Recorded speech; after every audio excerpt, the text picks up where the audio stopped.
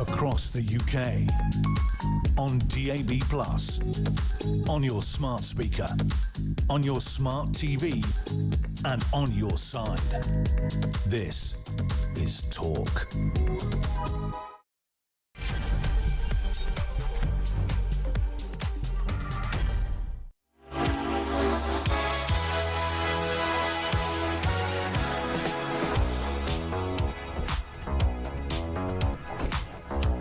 Okay. Yeah. Right. Well, I'm gonna have to do the teeth like that. Right. I'm gonna look like that bloke off Cities of Gold with the massive teeth. Okay. So on the radio. So if you're listening, yeah. Sorry. Do you want to do that? You do that. If you're listening on the radio, he's sort of holding. He's dressed as Dracula, and I've just come from the What Just Happened studio. It's Halloween. I'm dressed as a Jumper Lumper, a mutant one that's not small, and he is Ray Reardon, the 1970s snooker champion. I'll just have to say, my vampire outfit. At least if I ever do an impersonation on Stars the Rise of Meatloaf, at least I've got all the kit. And also, by the way, I just want to say one thing. Tonight we've done our own makeup. I don't know if you can tell. Right, I just want to be clear to the people that work in this building. The complaint that went in about wrecking the makeup room, it's not the seat I use, it's the seat he used. And do you know what he said to me? You know what he said to me? No, do you know what he said to me? He went, it doesn't matter, Bubba, as long as they're blaming you. Right? No, I mean, that's the main thing. Do you know I don't go to any staff Christmas parties because I always get the blame for anything. You don't get. I look like the pumpkin. Well, yeah, we could be. I actually prefer. Brothers, yeah. I'll be honest with you. I prefer your version of that makeup. Donald Trump. No, David Dickinson. Hello, bargain hunters. I look paler. I looked paler yesterday than I do in my vampire kit. Careful with that yesterday. So I'm feeling good today, and I'm so glad that I spent the day in bed. And I'm. You look a bit peaky, though. Fighting fit. Yeah. Well, I'll tell you the best thing about yesterday. I'm so pretentious. I'm the only talk presenter who's got his own driver, right? And the car's got a reclining seat in the back, like a sunbed. So when I was pensioned off half an hour before the end of the show, I just literally got my lie flat bed and got driven all the way home, which was very nice. God bless the News UK. Don't you watch Babe Station, don't you? In the back? Do watch. Yeah, we normally watch Babe Station. Yeah. God bless the News UK expense account. Oh, rah. Back of the net. No, do you know what I actually do? It makes so much sense. Are there nibbles in there? No, Uber... He used to bring you a chicken tikka masala, He used to bring me a biryani. No, actually, do you know something? Uber is such a rip-off. I'm sorry to slag off this company, but what used to happen was, to get me all the way to Windsor, they used to charge a £30 booking fee. Right? So the drivers don't get all that much money. So what I did was I said to the company, rather than pay Uber a fortune, I'll pay somebody myself to drive me. What I didn't say to the company was that got me an upgrade from a Prius to a BMW 7 Series with leather seats, massage and a telly. But it still saved them a £5 a night. So they were happy. Okay, look, I'm really, really pleased to have one of our favourite new guests. He's only been on once, but we had a great time the first time he was in. It's George Gilbert. We call him a free speech champion, but also he was in Big Brother, now launched a podcast. And do you know something? What have you come as tonight? I'm scary enough myself. I'm the latest. So we're pleased you've come back. Being Halloween, you two would have made more of an effort with the costume. Do you not get the memo? Yeah, but the problem is, you're full ginger, I'm half ginger. You know, your general complexion is like. Well, you talk about Oompa Loompa. Everyone calls me Willy Wonka or Mad Hatter. So I don't it really just sounds like that. Can I just ask you before we start talking of paleness? On the beach, on the beach, what do you use? I use Factor 30. Do you get minimum? You get a bit of a tan though, minimum don't you? of 50. Minimum. Yeah. Sometimes 70. Because you would go. No, I get a sock line tan. Yeah, you get. So you go. But no, I love the sun, but the sun don't love me. So I tend to stick to saunas. I love a sauna. Good for your skin. And reduces cardiovascular disease as well. So.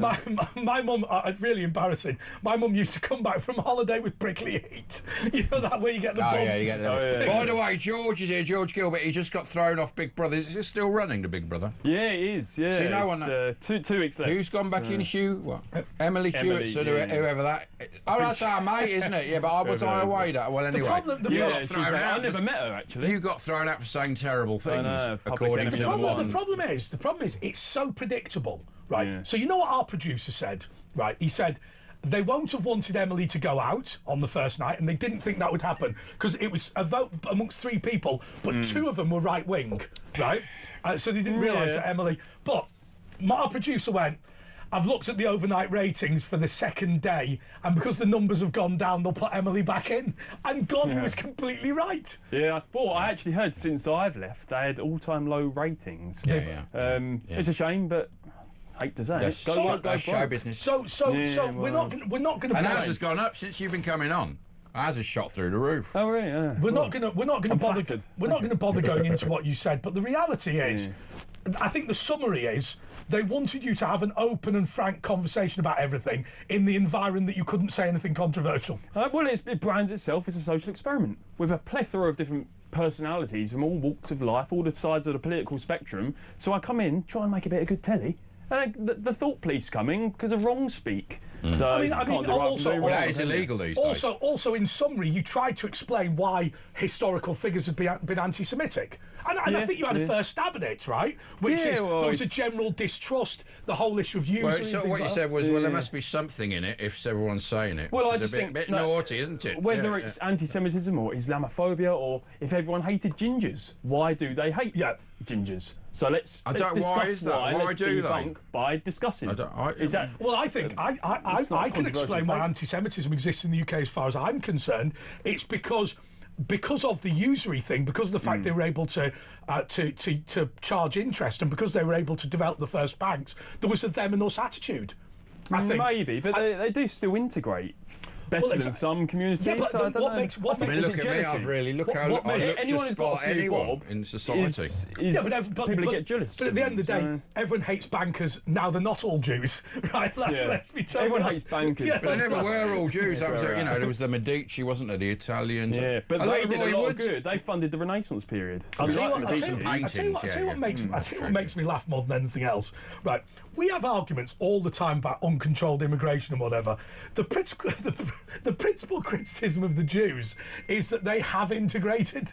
Where people go, oh God, they're everywhere, them lots. And you go, well, hang on a second. I'd rather that than, can you imagine if every Jewish person in Britain just spoke Hebrew or Yiddish and never talked to anyone else? Yeah. Well, I think that's why any group, any marginalised group or minority gets discriminated against because they tend to stick to themselves. I agree with that. Yes, I see why they're doing that, but when in Rome, do as Romans do. So as long as you're integrated with British culture, I ain't got any problem. Funnily enough, I had a discussion, George, with a very good friend of mine. I suggested and ran the campaign for my mate to become the first Muslim mayor of a royal borough. Asghar Majid, absolutely fantastic bloke. And he kind of said, look, I think you're being a bit nasty talking about Pakistani tribal areas. And he said, these people are not deliberately trying to be others. They're not. It's just birds of a feather flock together. And what I said to him was, yeah, but that has the same practical effect. I'm not saying that we are deliberate, that say, immigrants from Pakistan are deliberately taking over Britain. But what they do is they create enclaves because they want to hang around with their own people, because they're a community. Yeah, but that's still, I mean, look at Chinatown. We all like the enclaves, when it's they say it's now our area and things like that. But when you get the London mayoral election, everyone who is Islamic tends to vote for Sadiq Khan, regardless of his politics. That's wrong. We shouldn't be voting on religious. Well, that's what's happening now. We've got 5 MPs for and that's why people are getting the hump with these enclave communities. I have to say, George, one of the things that really frustrates me is that Sadiq is brilliant at that. I will tell you, the Pakistani community were baying for his blood over the attacks on Uber and food delivery companies, of which they are they're not all in that business, but they're disproportionately more in it. Yeah. But basically, he just turns every election into a race war. Yeah, because he literally divide to conquer. He had a go at the people of Bromley in order to accuse them of Islamophobia later, as far as I'm concerned. But anyway, talking of discriminated groups, I'm really interested in this. So you've launched a podcast. You've gone from zero to it's called Melting Pot. It's called Melting Pot. Correct. Yeah. We've discussed Scientology before. Your second podcast is about Scientology. Now, I'll tell you my view on it. I believe that my religion is right and all the rest of them are cranks. Therefore, I believe... Are you a Scientologist? I believe that Scientologists are cranks, but I don't have a problem with them being cranks. Fair enough. Well, I'm not a member of Scientology. I just think it's always healthy to investigate if. Well, what did you find, man? What did you? It's interesting. well, I had a bit of time to kill in London a year or so ago, walking around St Paul's, and that's where the Scientology HQ is. Yeah. So it said free personality tests. That's what they're advertising. So I went use that machine. And what struck me? Did you pass it? As soon as I walked in, what struck me was it was all clean. Everyone was happy. Everyone looked successful. Yeah. And they say you are the average of the 5 people you spend the most time with. Right. It's very common. That's me and you. That's pretty good, isn't it? Well, I'm trying to wind down my appearances on here. I don't want to end up like you two. But I thought, if these people are doing well in life, I want to do well in life. So maybe they've got the right end of the stick. I think you joined them. That's simple. I didn't join. The thing is, if you say anything bad, they'll come for you. You know that. I think if your mum and dad, I think your mum and dad were right when. One of the things that mums and dads are very concerned about is ensuring that you get the right sort of friends, aren't they? Now, it's really easy for me because I was baptised in the same church. I went to the primary school attached to the church. I was an altar boy in the church. We all literally left school on Friday, did the Scouts, which was run by the church on the Saturday, and then went to church together as altar boys on the Sunday. So it wasn't as if whatever crowd my parents had wanted me to fall into was just kind of automatic. But I do think... You know, if you hang around with dross, you'll become dross. Oh, yeah, well... So you got to stop doing that, man. No, well, I did the personality tests, and they say it gives you a result. Did they say you had a good one, a bad one? Well, it's such random questions. I don't know how they actually judge your personality. Did they ask you if you ever lost anyone close to you? They sort of do that. Well, everyone just says, "Oh, George, stay away. You're joining a cult, man." Yeah. But is it? So I thought I want to make my own mind up. I'm not always approaching things with an open mind. Isn't he? Tom Cruise. He's a bit odd, like, isn't he? He's a bit odd. Yeah, but he'd already done all right. John Travolta. I think the issue with it. So it's almost like when somebody says, "Is X person an alcoholic?" And what I always say is, it's more important to know whether they're a problem drinker. Right, you can be addicted to 1 glass of wine a day and that would make you an alcoholic. Whereas you might not be addicted but have 20 pints and beat the crap out of somebody. I would suggest that's a problem. Whether Scientology is a cult or not, I don't think it really matters. My concern more about cults is the exploitation level. And what I've been told about Scientology is some of these courses they put you on can be bloody pricey. Well, you say that. I did my personality tests, and then there's about 14 different courses you can enrol in. There's Dianetics, which is like the Bible for a Scientologist. I chose the How to Achieve Self-Confidence. I've never felt inconfident, but you can never have enough. No, that's fair enough. So I went to it. Guess how much the course cost? 280 quid. 35 quid. So it's a bargain. Debunked that. But what do you think about L. Ron Hubbard and he saw a spaceship in 1950 on the mountain? I mean, he's one of the most decorated authors I've been to that nightclub as well. Maybe it's true. Maybe that is true then. I think he's a very intelligent guy. I do think some bits are a bit shady. But he was a science fiction writer, wasn't he? Yeah, he's done a bit of that. And yeah, some of radical strands of each and every religion or movement. But if you take a movement and you can be a better, more moral citizen as a result of like John Travolta. That, then why not lean into it? I think there's another element here, isn't there? When people are complaining about things like, you know, the punishment bits and prisons and stuff like that. My understanding about Scientology is you can just say this is a load of old crap and walk out, and that's fine. So if you're going through any hardship mandated by the church, it's the same as the Catholic Church. If I go into confession and they say 20 Hail Marys and stick £1 in the box. If I decide to not do that, I can just leave the faith, and that's fine. What I find odd is to say, oh, they made me do 20 Hail Marys a week. Absolute scumbags, they're abusing me. We should just not done it. Do you know what I mean? They used to come in regular to Scientologists on the show from East Grinstead, and they used to bring this big band with them. They've got a big band. Yeah. I forgot what their name is, but the lead singer brought in his mother's tiramisu. It was beautiful, but they used to a really good big band. Yeah. And you wouldn't think. Well, I went to East Grinstead, is where L. Ron Hubbard lived. That's like where Darth Vader's like where the Death Star is. So in he's this not country, American. Isn't yeah. No, he is a Yank, but he had a house over here. So what was your conclusion about Scientology? Was it? Some people just get very angry and slag them off. No, I think it is. I wouldn't class it as a religion myself. I think it's just a self-help philosophy. If you say you've got drug problems, they have rehabilitation programs where you can get clean, cold turkey sometimes. These people are trying to make the world a better place. If there's an earthquake in bloody Haiti, then a group of Scientologists always out there giving aid, helping the villagers, and they're out there getting the job done. So my next question is, are they a religion for tax purposes? Because if they were a self-help, not for profit, they'd enjoy a different tax status. Well, they are. It's only my opinion. Yeah, I don't want to accuse them of tax fiddling. I'm no Scientologist, by the way. I'm not a member. I just dabble because, as I say, I always want to learn more about the world around me. They may be a religion for tax purposes, but at the end of the day, if they're making the world a better place, who am I? It's like the Freemasons. What a reasonable young man. You get the Freemasons get slagged off all the time as well. Yeah. Well, that's another one. They all what hold are they their up own. to in their secret society? Well, you tell me. Well, I don't know. When I shoot your hand coming in, sometimes he comes in with his suitcase and there's all different things, swords and shields and little strange gimp masks. But all the Freemasons tend to help their own as well. Well, exactly. So and they're in the police and they're the Freemason, judges, aren't I'll they? probably do better in life if I want to be a policeman. The big problem is, I remember somebody saying that the big problem with Freemasonry, it's kind of all to do with nodes of communication. So, as an example, if you go, Freemasons will all stick together, yeah, but you wouldn't know who was in the next lodge down the street. Right. Yeah, but that's why you give him a dodgy handshake, like Ash said. It's not dodgy. Oh, you'd know. He knows, doesn't he? He knows. I caught him, everybody. By the way, hello to Nadine who's watching, says, I've got a great tan. I have, haven't I? Yeah, it's nice. And it's the Donald he needs Trump to get look. a bit of the sun. So tell us now. Nadine W. By the way, we've got a clip of a classic James Wales at 11 o'clock coming up. Stay tuned as we do every Friday night. Yes, 11 o'clock is our permanent tribute. Good one tonight. Our permanent tribute to James Whale. If I'm being honest, we couldldn't afford a statue. We'd have done that if we could, but he wouldn't have wanted it. He wouldn't have wanted it. Right, well, look, we've got to give us a ring. 03444991000.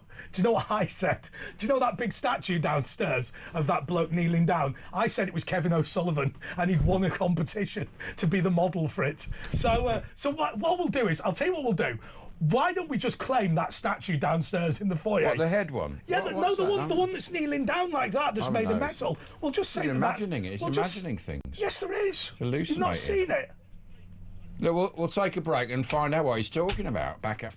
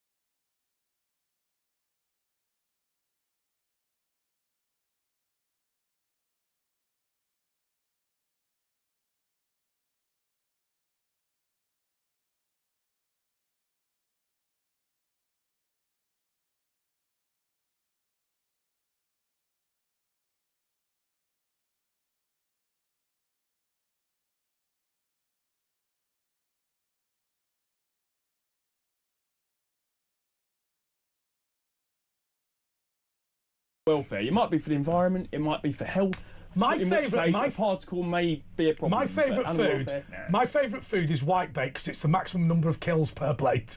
Right, that's what I want. You should eat halal or kosher. I do eat halal. Don't vegetable. They don't give a monkey. What about trees and that? I mean, they're living beings. Yeah, well, you got to draw the line somewhere. Yeah, mate. They're useless. What do they do? Nothing. But no, they say if you say you're in a greenhouse and you're chopping all the tomatoes off, if you scientists have done research on the other tomatoes and they give cry. Off this, they scream and in their own language. I don't talk tomato, so I don't know myself. Prince Charles does. Sorry, King Prince Charles. Plants are more intelligent than we think, but like I say, you've got to draw a line somewhere. So do you know? They get the chop. My favourite story is King Prince Charles, as we now know him. He always used to say, I talked to my plants and they grew better. What he didn't realise was he was blowing carbon dioxide on the leaves. So it wasn't that they were listening to him. They were but they were. If you sit in a greenhouse breathing, you will up the level of you say that, I do think there's something in it, because people have played violin towards loads of plants day in, day out, and over time the plants end up growing towards the sound of the music. So really? I think plants are more intelligent than we give them. So when did you become a vegetalist? 4.5 years ago, vegetarian. Is anything changed in your health since then? Is it improved? Is it improved or not? Gone worse? Not noticed a difference. What sort of things do you eat? Because I know vegetarians that get fat because you can eat fatty stuff. Yeah, well, what they do, certainly with the sugary stuff, they inject it with all the sugar. Yeah, it's really crap vegan stuff. That's mostly vegan. The one thing I will say in defence of the vegetarian movement, we are clearly not omnivores. Right, the definition of a meat-eating animal is not one that has to cut the animal up carefully and cook it before it eats it. Yeah. That is not the definition. If you gave me a chicken, if you gave a dog a dead chicken and you gave me a dead chicken, the dead chicken would kill me if I ate it. So we are omnivore. No, but that's only because we're omnivore means eat everything. No. That's only because we can go to Tesco. And that's why we've got canines. But that's the precise point I'm making.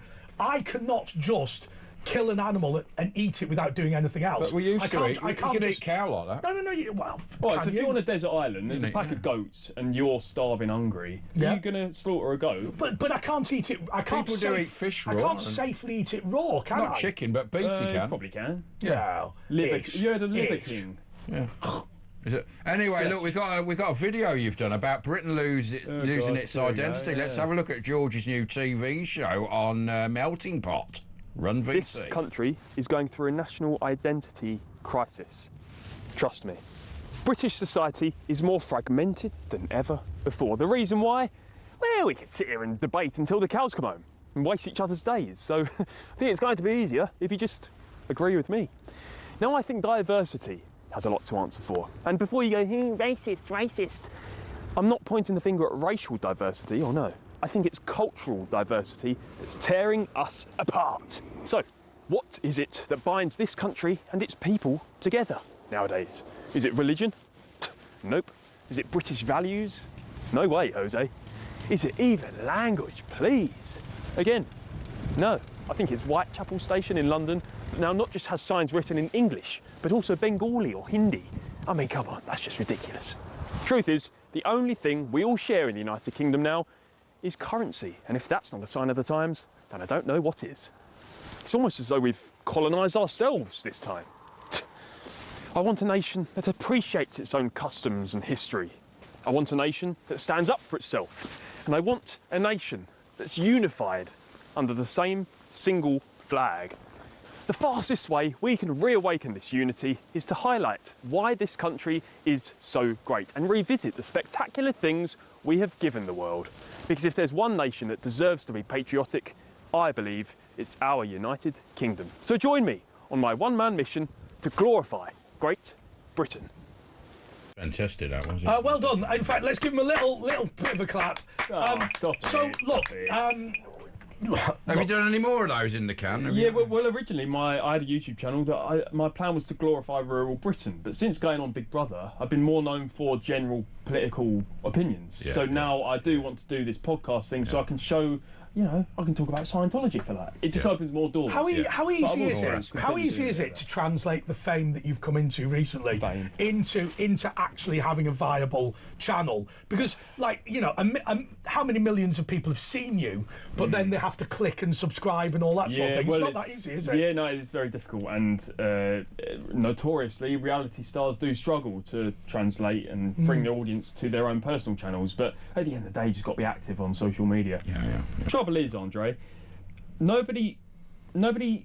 It's a common misconception that the World Wide Web and social media came about at about the same time. Yeah. Not true. The World Wide Web's 1989. The likes of Instagram, it's 2012. TikTok, 2016. And I think, let's take 2012 as the yardstick. Since then... What was that, Facebook? We then had... What was 2012? A little bit older, but there you go. I think Friends Reunited might be. MySpace. When was MySpace? But 2012, right. Since then, we had Trump elected twice. We've had Brexit.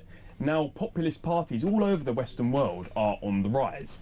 Is it a correlation between social media where people are... X, isn't it? I mean, when Elon Musk eyes are being opened and the truth is being revealed, so, as a result, the Western countries are pushing more populist. It's changed the world. Is there a X. correlation? I think so. Of course there is. I mean, he won the election because of X, didn't he? And Josh Rogan and Rogan Josh. But that's what I mean. Independent media is so powerful, and we need to harness it as a conservative movement in order to grow. I think there is. That's why reform. I think there is another problem here.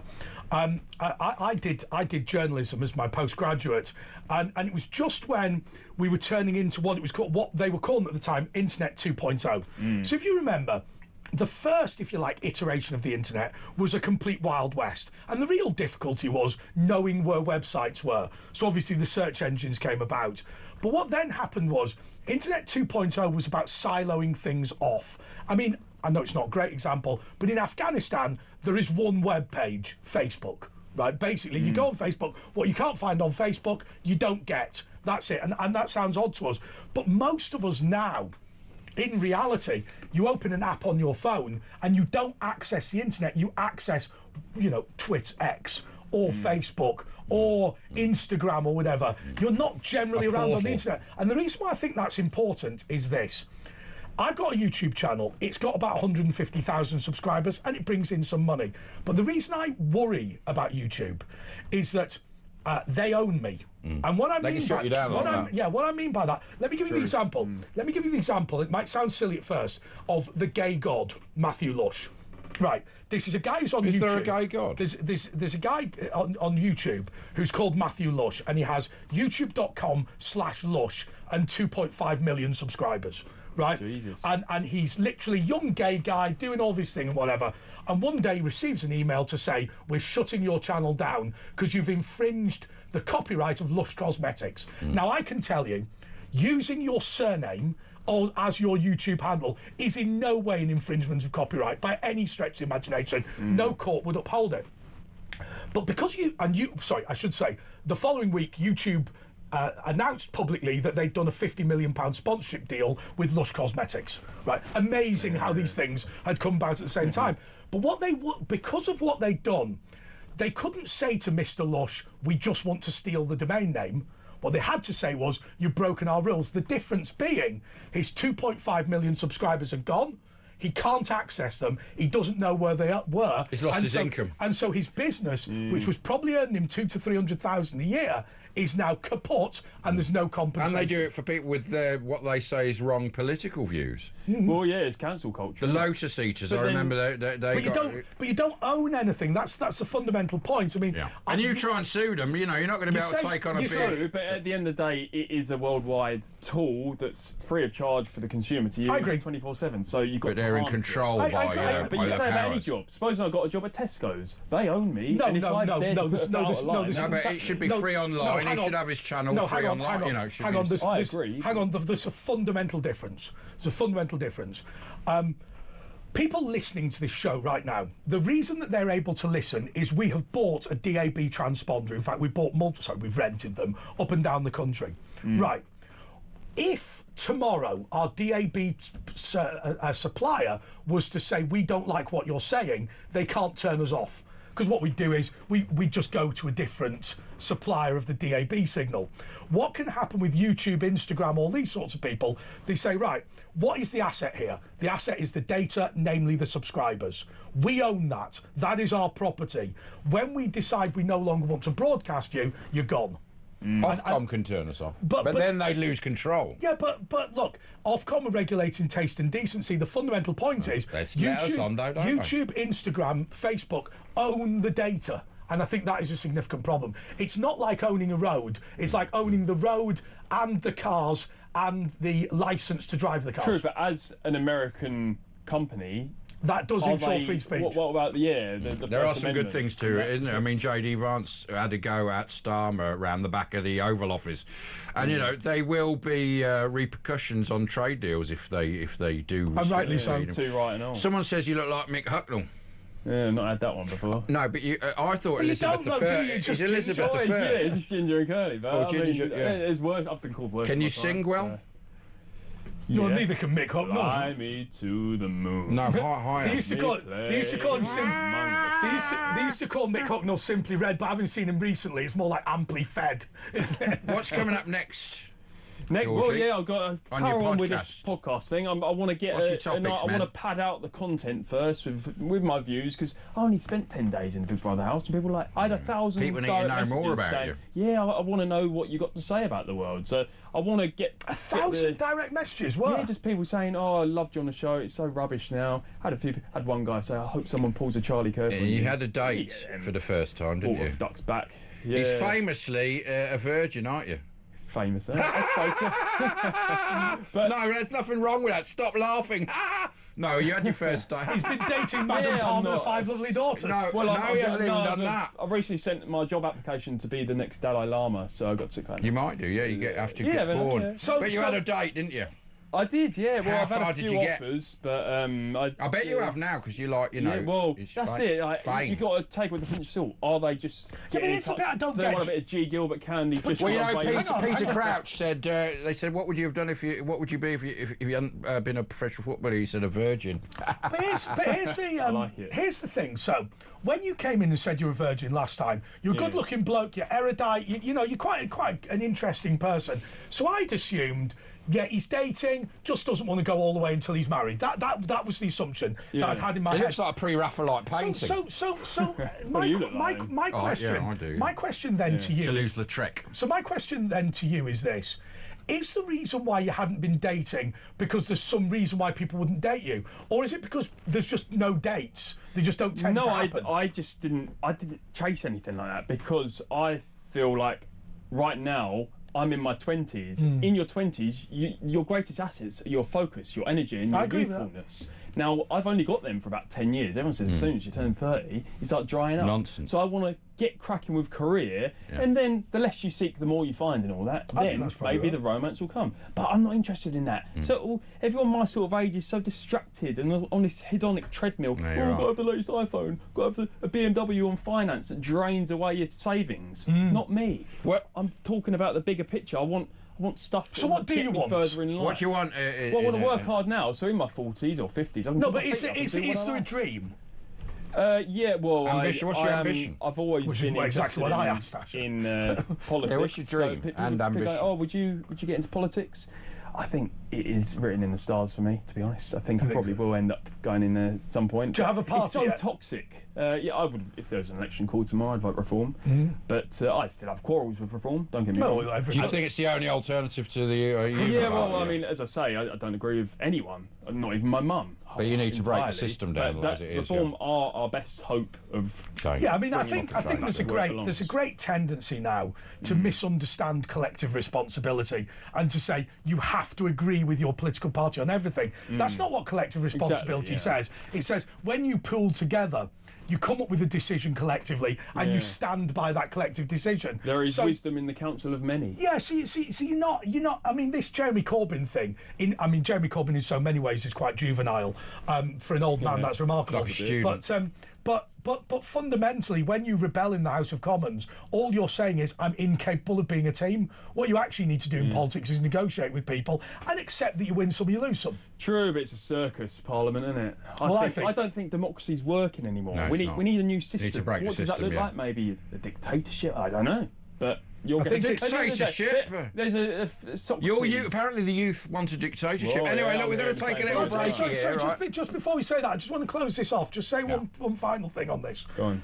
It was amazing when I met James Whale for multiple reasons, but one of them was he was astonished that I'd left a career in the House of Commons to come and do this job, because when he started, this was an inferior job. It is absolutely not now. The level of debate in the House of Commons is genuinely appalling, defeated only by the House of Lords, which is just so turgid and worthless. Nobody bothers watching it. The reality is the centre of gravity politically has moved to debates. Moved to talk. It's moved out of the House of Commons. Well, you say that. Charlie Kirk caught a bullet in the jugular for debating. Correct. Correct. And how many people? How many people watch Charlie Kirk, and how many people watch debates in the US Senate? And on that bombshell, 03444991000. Cammy says you look like a grandpa in the Munsters, and I pointed that out earlier. We've got a break. We'll back in 2 minutes.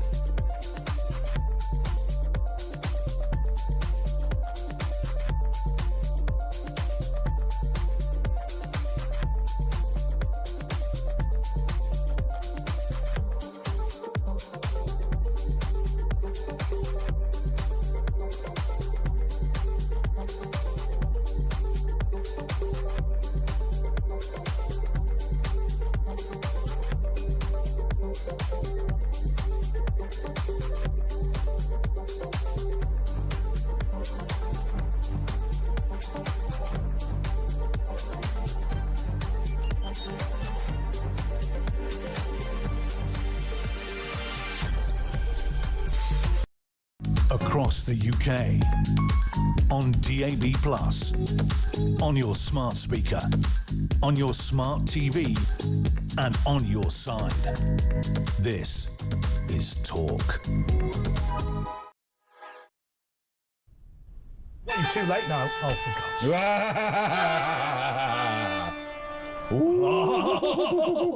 Halloween! Oh. And this is Talk 03444991000. That's a pumpkin. We've got George Gilbert with us. Not Gilbert and George. Look, there's a ghoulie there hanging out in the studio with us, isn't it? No. Oh no, it's Kev. Look, Kev, you're not on till next week. So we were talking a little bit about democracy, and one of the things that I'm extremely concerned about when we've talked about sort of the universal suffrage, and one of the things they've always said is democracy fails when half the population know that they can vote to take the other half's money. Yeah. I think one of the things when women voting came in that many women, but not all, failed to conceptualise is that what a government is supposed to provide is the bare minimum. If you start voting if you start voting to make the country fairer through governmental action, you start expanding the government. You can't let skint people have the vote. I mean, I was in the Daily Express for saying you should only get the vote if you earn 50 grand, but it's perfectly reasonable. I mean, they say no taxation without representation. Surely it works the other way around. No representation without taxation. Well, if you're a net taker, why should you have a say? Because, of course, you're going to vote for everyone giving you money, and it will be unsustainable in the long run because we've already got 54% of the working population on net takers. They shouldn't be having the vote. The only reason, Asher, how dare they? The only thing that insulates you against that slightly, Asher, is this: the fact that as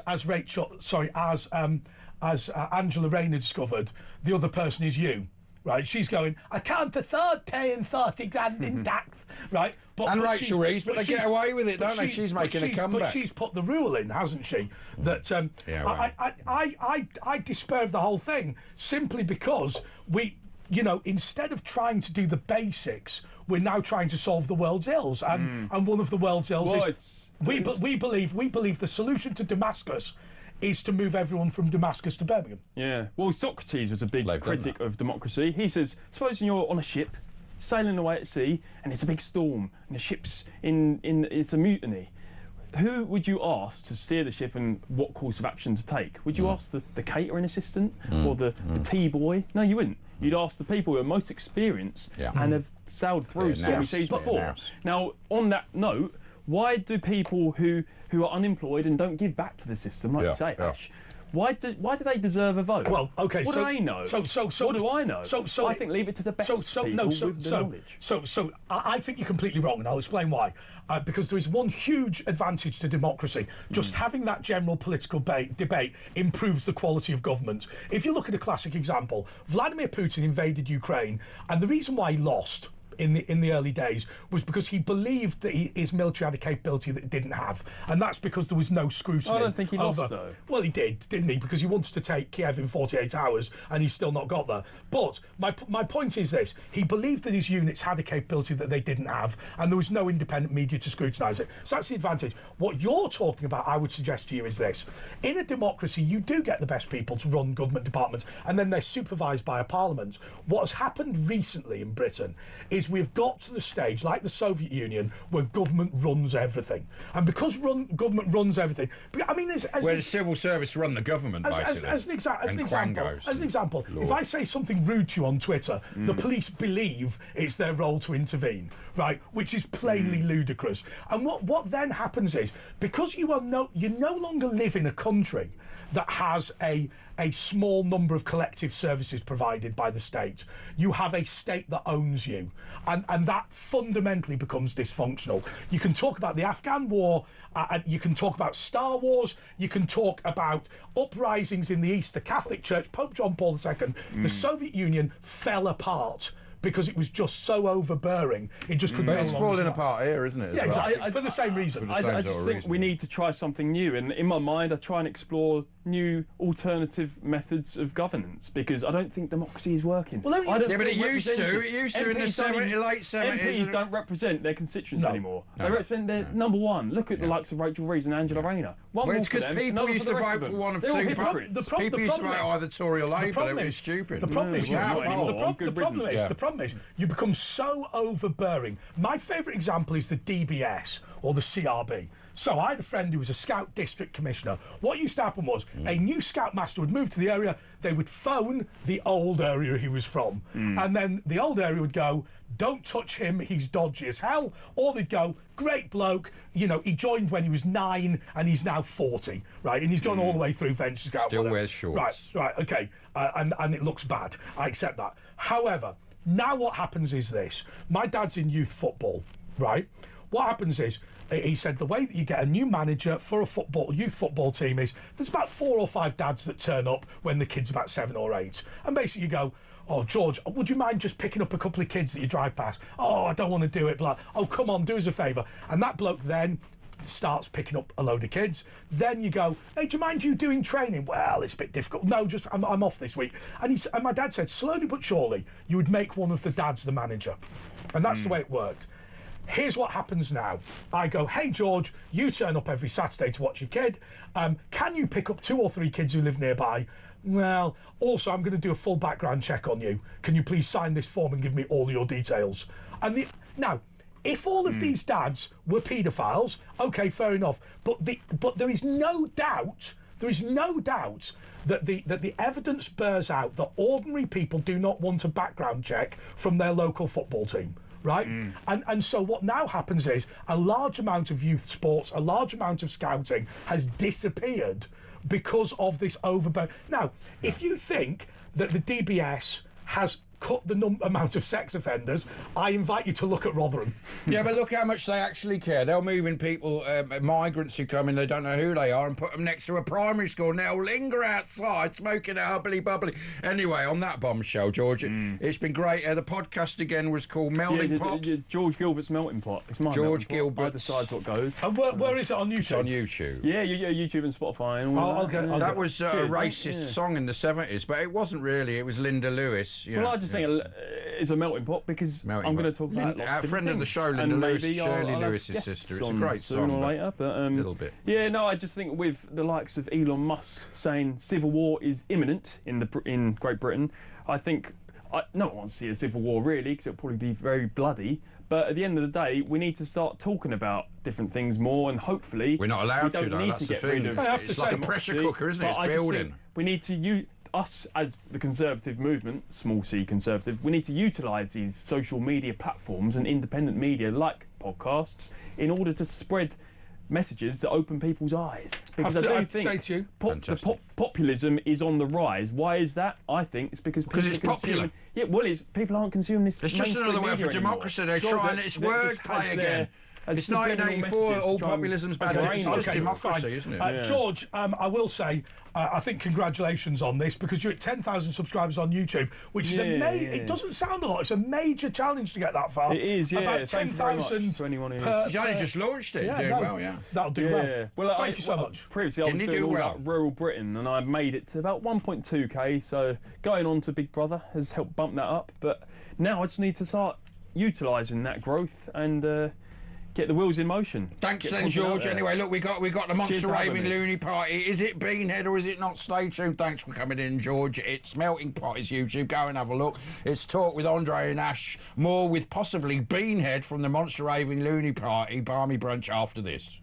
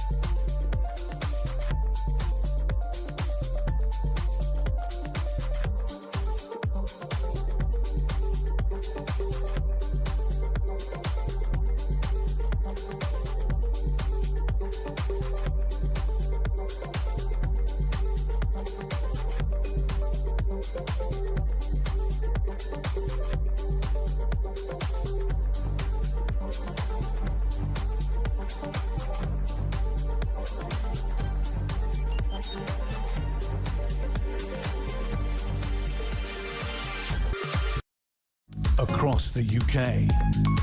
On DAB+, on your smart speaker, on your smart TV, and on your side. This is Talk.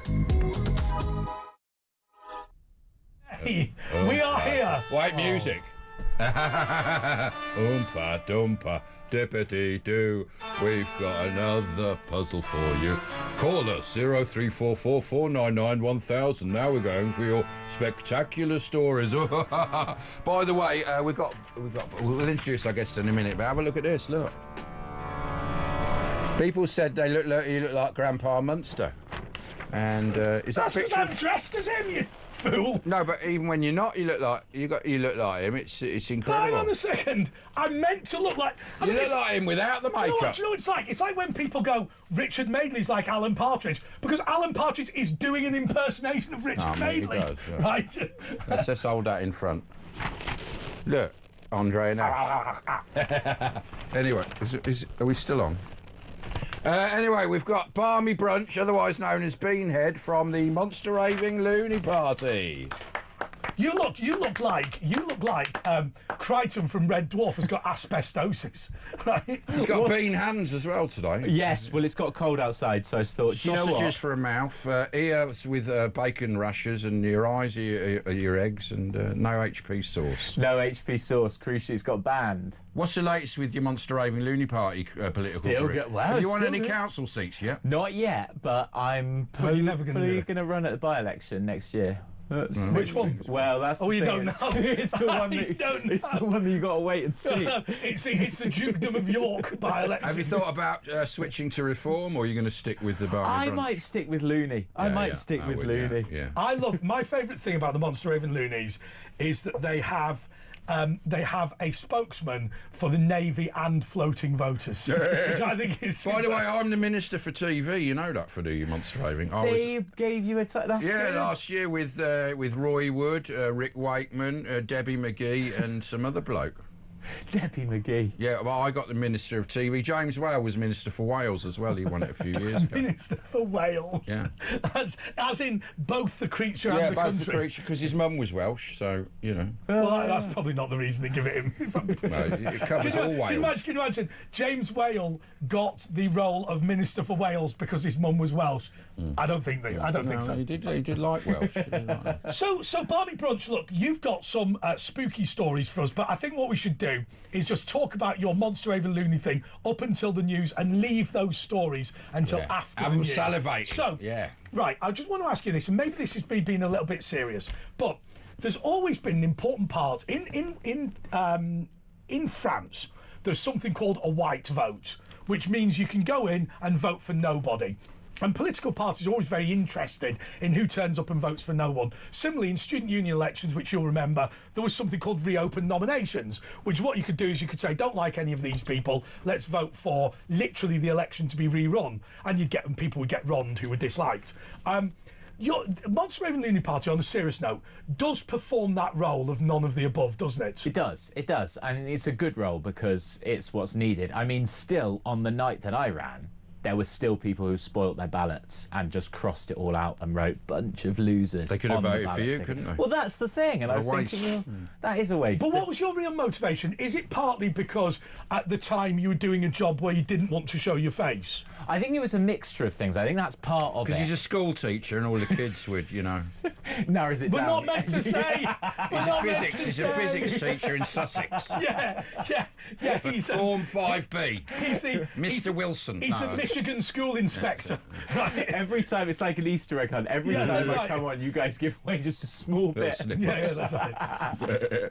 but on the serious note, and actually, there has, and people may not know this, there's been a long tradition of people who are teachers and indeed university lecturers running for the Monster Raving Looney, simply because sometimes as part of a school project, sometimes just to improve their own knowledge, and sometimes just because it's just quite hard to run as yourself. It is hard to run as yourself. I mean, it's just one of the things where if you're in the classroom, if we're saying I'm a teacher, you've got to be very impartial. Yeah. So if the moment you go in to sort of say, oh, I'm running for reform or I'm running for the Tories or whatever, then you're already making a statement. You haven't got to be impartial, you just haven't got to be anyone on the right. You can be impartial, as long as you say... If you're Labour... Yeah, you know what I mean? Then you can be... I think it is. I think it is difficult. I mean, I have a disagreement with our lovely regulator, Ofcom, which makes it basically illegal for me and Asher to run for office, which I think is... can I be honest with you? Shh.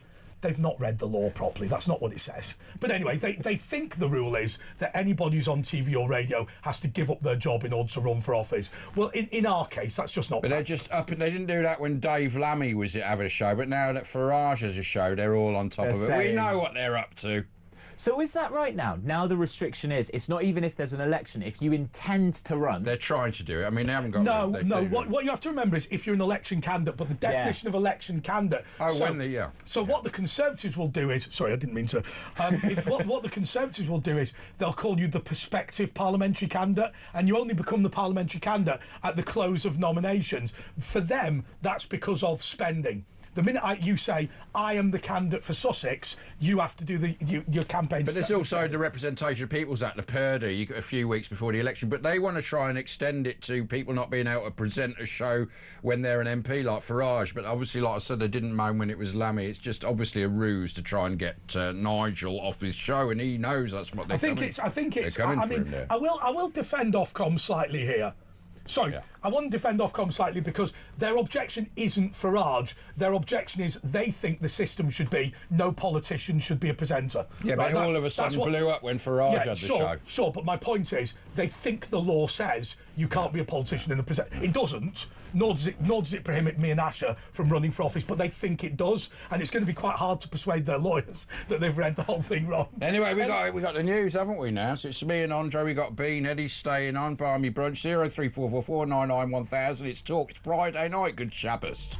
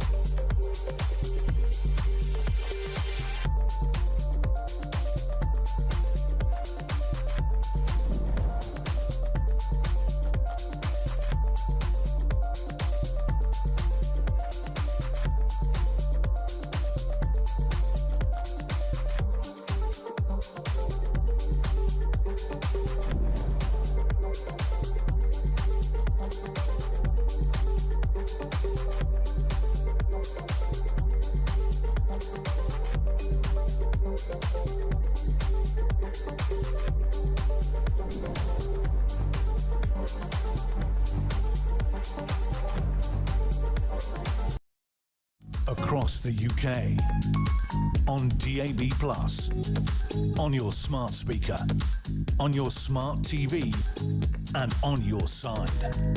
This is Talk.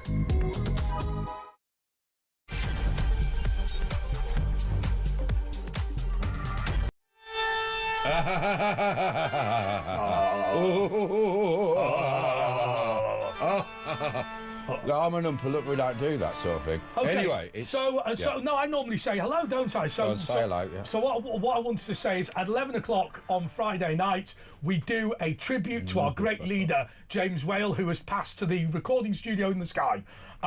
And obviously that this is in lieu of any other memorial. We think it's fitting that we go through the back catalogue. But of course, as with every week, it falls to Asher Gould to introduce it. Yes, now this week's clip of the great James Whale is from Halloween Spooktacular, and what we've got to decide here is, who is he dressed as? Is he dressed as Ali G or Steven Seagal? The choice is yours. Run VT. Right, I can't have this pretend myself. How long until we're on? 10 seconds. All right, 10 seconds. Okay, 10 seconds. 9, 8, 7. Do you know, saving money not having a floor manager doing it ourselves? I'm not sure it's a good... Is it? I'm not sure it's a good saving. Do you like the shirt, by the way? Yeah, it's a beauty. It's one of your nicest ones. Yeah, I thought it was good. Okay. Are you ready? Yeah. Okay, there's him one. Hello, good evening. Welcome to the James Whale Show. Ash is with me tonight. It's Halloween, so we're making a little, what are we making? A spooktacular. A spooktacular, yeah. The producer wants us to call it a spooktacular, talking about news stories of the day. Loads of guests. There'll be a lot of ghost involvement in the programme. If you are haunted and you've got one with you, call us, 0344 499 1000. Oh, sorry, I was going to say, we picked that clip just because he looked good in it. And I agree, he did look a bit like Steven Seagal. Anyway, look, there's been a debate on this show over the past few weeks about what Halloween is, whether it's wrong to do it, whether trick-or-treaters, you're encouraging a love of the devil or whatever. I personally think that tonight is a bit of fun, which is why we've got dressed up. Fairly obviously, we are not genuine Satan worshippers, nor does Asher make chocolate for a living, or is 5 foot. But anyway, 4 foot. Wide.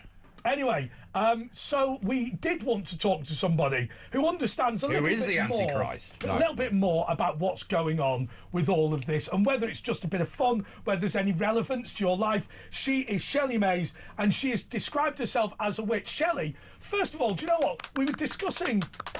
All right, Shelley. We were discussing what to say when you came on the show, because we have a lady called Yasmin who phones up regularly. She's into tarot cards and things like that. And I guess the first question is, what is a witch? What do you actually do that sets you apart from anybody else? Okay, so we are just magical folk. We believe in the powers of the universe. We don't associate with the devil. There's none of that. We are just using our natural born gifts like divination, actualization, manifestation, just to enhance and make our lives better. But when you say the power of the universe, I mean, I know that people like Uri Geller genuinely believe that people can connect, telepathically and things like that. What is the power of the universe then? I mean, what is? I mean, apart from the obvious laws of physics. Well, yeah, it's very similar to the laws of physics, quantum physics. It's undefinable. So it's something that you would have great belief in. And if you believe something, it will happen. But it sort of actually ties in with quantum physics and the double slit experiment, where they say things. So it's actually science is now catching up with witchcraft, isn't it? I mean, there is some science in it, in that they're saying, well, nothing appears until you look at it, and it's sort of a bit like what witchcraft is like positive energy. I remember Noel Edmonds had this thing, positive energy, and he got a TV show, and maybe it's died on his show. How positive is that? A few people, but it's maybe it's a sort of form of hypnotism, of positive thinking, and you just get into that realm. Or do you think you're willing in other energies? Maybe there is something in it. Quite possibly willing in other energies too, because there's other things other than positive energy. So it's just making changes for the better. It's realising your own power. Are there links with like Chinese and Qi and all that? Are there links with other cultures and witchcraft? Because as it appeared in other cultures, every culture has a form of witchcraft. Yes, whether it's linked or not, there are many different types of witchcraft out there. It's all very different. Everything uses a different system. Do you mind if I ask you this question? So, I remember my late mother used to do tea leaf reading. Now, I appreciate the witches are not necessarily psychics or clairvoyants or whatever. Well, we are. But are you? Okay. Yeah. So tea bags. The advent of tea bags ruined that. My mother used to read the tea leaves, but she always used to start the reading by saying the following. I mean, obviously she didn't charge anyone. It was just a bit of fun. She used to say, I am not a psychic. I do not believe in tea leaf reading. However, a few years ago, salesman she was. Terrible. Well, she wasn't selling anything. So a few years ago, what she would say is, a few years ago, I was asked to do this. I look at the tea leaves, I try and see what the patterns are, and I say that, and people seem to quite like it. But I guarantee you, there is no magical power here at all. And what people would say afterwards is they'd say, oh, she's a psychic and she doesn't know it. I mean, I just wonder the extent to which, there's a lot of people ripping people off, and I think that's pretty despicable. But the other thing is, you get the impression from the witch that phones us, Yasmin, that some people just have quite a good perception. Some people just have quite a good instinct, and there's no sort of higher power. A cold reading type. Yeah, thing. there's no sort of higher power. You're just quite an intuitive person. Yeah. And I often wonder, and sorry if this question's a bit long, I often wonder if people like that are fake, but they don't know they're fake because they're so intuitive that... Or maybe it is real. Their intuition is part of the aura. Sorry, that's precisely the point I'm making. That effectively they're so intuitive that they don't know they're intuitive and therefore think there's some higher power. Yeah, right, that's a lot to unpick. So we believe as ourselves we have powers. We believe we are diviners. In tasseography, which is tea leaf reading, there is a science to it. So you just look at the patternations in the cup. It's a bit like reading a crystal ball. You read the patterns in the crystal ball. Yeah. Tarot cards were a playing card game. They were never actually designed to be a divination tool. But as obviously they became a divination tool, they're very effective. It depends who reads them. It depends on how well they've been trained. Everything's different. If you've got a natural ability, so if you have maybe a Romany or mediumship sort of background, then maybe it's a natural gift. You can be taught, but again, the subject is so broad. Can I ask you this about? I had a debate with a friend of mine about tarot cards. And now, if I'm completely wrong here, just tell me I'm wrong. What he likes to do is he's got his set of tarot cards, he puts them out, and then he uses ChatGPT to tell him what they all mean. So he can ask, I asked this question, here is the card. Now, it seems to me, if there are authoritative descriptions of what each card is, then that ought to work.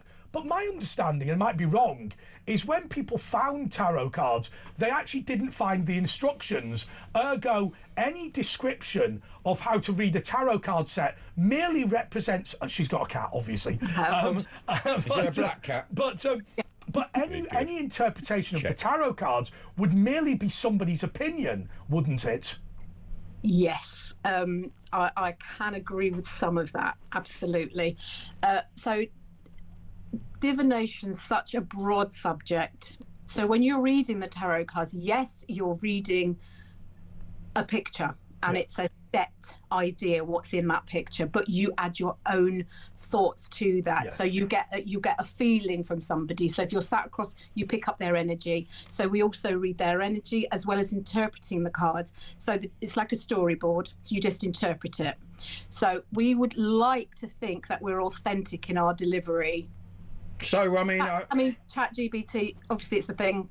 I don't use it myself, but no, sure, but I mean, we're talking about someone having a bit of fun at home rather than going to a professional. So I mean, I had a girlfriend who was a witch, and she used to tie her hair together and burn it and have all these sage sticks. Well, you shouldn't do that. You'll cause terrible problems when you put your knickers on. It's just health and safety.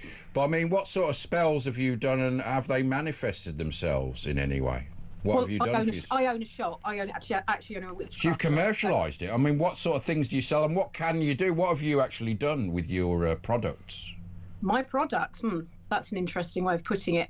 So I do spells for people, but I believe people make their own luck. I just facilitate.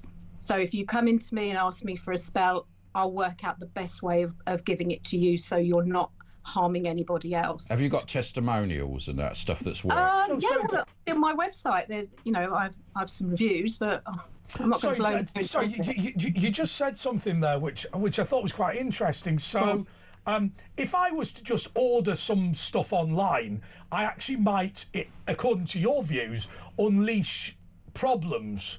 So I would need to know what I'm buying and how to deal with it and stuff. Okay, I don't really send spells out over the internet. I'm not a bulk seller. If I was going to do a spell for you, I'd make sure you understood exactly what. Sure. But what would you do? So what you're saying is, I could buy one item and then buy the same item, but given the circumstances, there might be a problem if I buy it on one occasion. Is that what you're driving at? Well, yeah, I see what you're saying. No, it doesn't work that way. I would tailor it specifically for your needs. I would give you written instructions what to do, right, and I would follow it through. So I would say, has that worked for you? If not, we would try a bespoke service. So but the implication of what you're saying, and I'm not being critical in any way, is that somebody who has a casual amateur interest in witchcraft can actually dabble in some quite unpleasant things accidentally, if you see what I mean, and does need some at least professional, well, at least quasi-professional help. Yeah. So we don't do anything dark. We don't do anything malevolent. We only work with the good forces. So we wouldn't do anything like put a curse on anybody or hex anybody. Anything we do would be for the greater good. Do you believe that's possible? Yes, 100%. 100%. So what's the strangest request you've had? I didn't carry it out. I was asked to hex a neighbour because they were causing problems, and I sat them down and I said, right, we need to unpick this. But if I wanted to get my neighbour back, what would you reckon? How could I do it? Or I wouldn't recommend anything. I recommend, just give us a hint. You sought some proper help. But if one, so imagine I were to find somebody who would help me hex somebody. And I'm not going to do this, but imagine I did. Yeah. Surely what that means is, if it works, anybody watching this programme now could hex me and lead to my death or whatever. I mean, there's every week millions of people listen to, watch, talk. Yeah. Ergo, what I'm driving at is this. What you're suggesting is there is a veto of one, which is if any one single person in the world objects to me, and surely there must be, then that would be the end of me. Well, if I indeed practiced in that way, yes, that is possible, that could happen, but not from the people I work with. We don't do anything dark or malevolent, so I wouldn't endorse. Would you know where you could find one that can do the malevolent stuff? No. You must no, I mean, actually, I think that's a more serious question than Asha made it out to be. What if I were seeking that service, and I'm not taking the mick. What if I were seeking that service? Presumably there will be an unscrupulous operator out there who will take my money and do what I ask. I would very much think there would be somebody who would be prepared to do that for you, and if in that case, that's on them, not on any. It's not on the craft; it's on that individual. Well, no, but actually, I slightly disagree with that, because I think that the operators of Pornhub have a responsibility to ensure that only adults and people who are not exploited are on the website. If you are going to be a witch, and if you accept part of your craft can cause people serious harm, I believe it's incumbent on your industry to mitigate that risk. Do you? Yes, I do, because it's exactly the same as the aviation industry being responsible for regulators who protect people from planes crashes. What people do. I can only regulate what I do and what the people I work with do, and I absolutely. There's no way I would encourage that. Is there a regulator for witches? Is there like a central head office of No. Wicca? Is it Wicca? Is that what you follow? No, I'm not Wiccan. No. Where does yours come from? Wicca is it's neo witchcraft. It's new witchcraft. But this is similar. Hang on one? a second. Isn't this similar, Shelley? And by the way, I love this interview simply because it's a world that most of us don't understand. But isn't it similar to you saying, I own a supermarket in which we will not sell food with E. coli, but I'm aware that other people do that, and I don't care. It's not that I don't care. It's out of my control. Okay, but that's what somebody would have said before the Food Standards Agency came in. We don't have any. There's no regulatory body within witchcraft. Okay, it's something you take on your own. Whatever you put out there is your responsibility. I think the other question is this: it's almost like alternative medicine, isn't it? In which I think there's no doubt. Because studies have shown that there's many elements of alternative medicine which, for whatever reason, work. right? Now, they say homeopathy. Homeopathy is utterly ludicrous. The more you dilute down a drug, the stronger it becomes, is a simply ludicrous proposition. But there is no doubt that people who seek homeopathic remedies do have better outcomes. Similarly, people who are prayed for have better outcomes, and we can demonstrate all that. But I suppose the problem is somebody like you is responsible in the same way as an alternative medic might be responsible, but it's just always worrying. I mean, I watched this Darren Brown programme where there was this guy, sort of, contacting your dead relatives and your dead children and all this sort of thing. And Darren Brown was able to do his job better than him just using fake cold reading, which does worry me. Yeah, I saw that, but that's mediumship, and that's not what we do. Sure.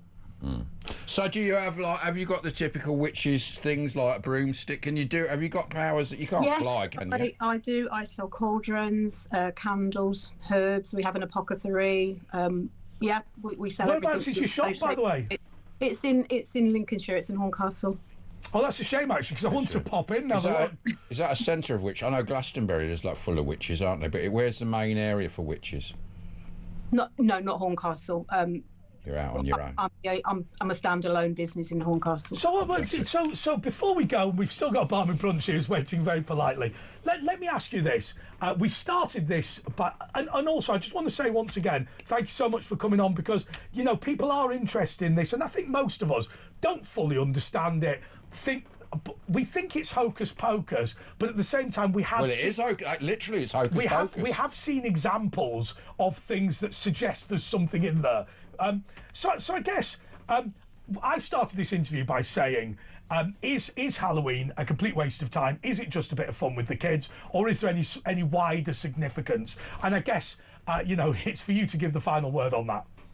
Well, Halloween is a separate holiday. We don't celebrate Halloween. We celebrate Samhain, which is the pagan wheel of the year. So and that's tonight, is it? We celebrate our ancestors. So are you going out at midnight and doing anything like jumping over bonfires and like in the Wicker Man? No, not tonight. I'm not. I will do a ritual. We are doing a ritual on Sunday, but it will be to honour the people that have been before us. Am I allowed to ask what the ritual is? Yes, it's a Samhain ritual. It's to honour the people that have been before. Sorry, forgive me. Samhain? Forgive me. I don't know what the Samhain ritual is. It's All Hallows Eve. It's just the third harvest and the. No, I understand that, but I don't know what the ritual is. It'll just be what. It's hard to explain it in very simple terms, but it's just us honouring and venerating. Oh, so you get together and effectively you're offering some sort of thanks or whatever to your relatives. Yes. Okay. For people that have been before us. Sure, yes. Sure, that makes sense. Okay, well, Shelley Mays, thank you so much. I think she's cleared up an awful lot. Oh, a lovely witch. Yeah, absolutely. You're a lovely witch. Absolutely. Okay, that's Shelley Mays. She is a witch. She owns a witch shop in Horncastle in Lincolnshire. I've got to be honest with you. I know she's not massively commercial, but I think you've got to pop in and have a bit of a look. Well, she's the only one in the area, if you need any witchcraft, products in. Anyway, we've got to take a break. You're back with Barmy Brunch from the Monster Raving Loony Party in your call 0344499 1000 in 2 minutes.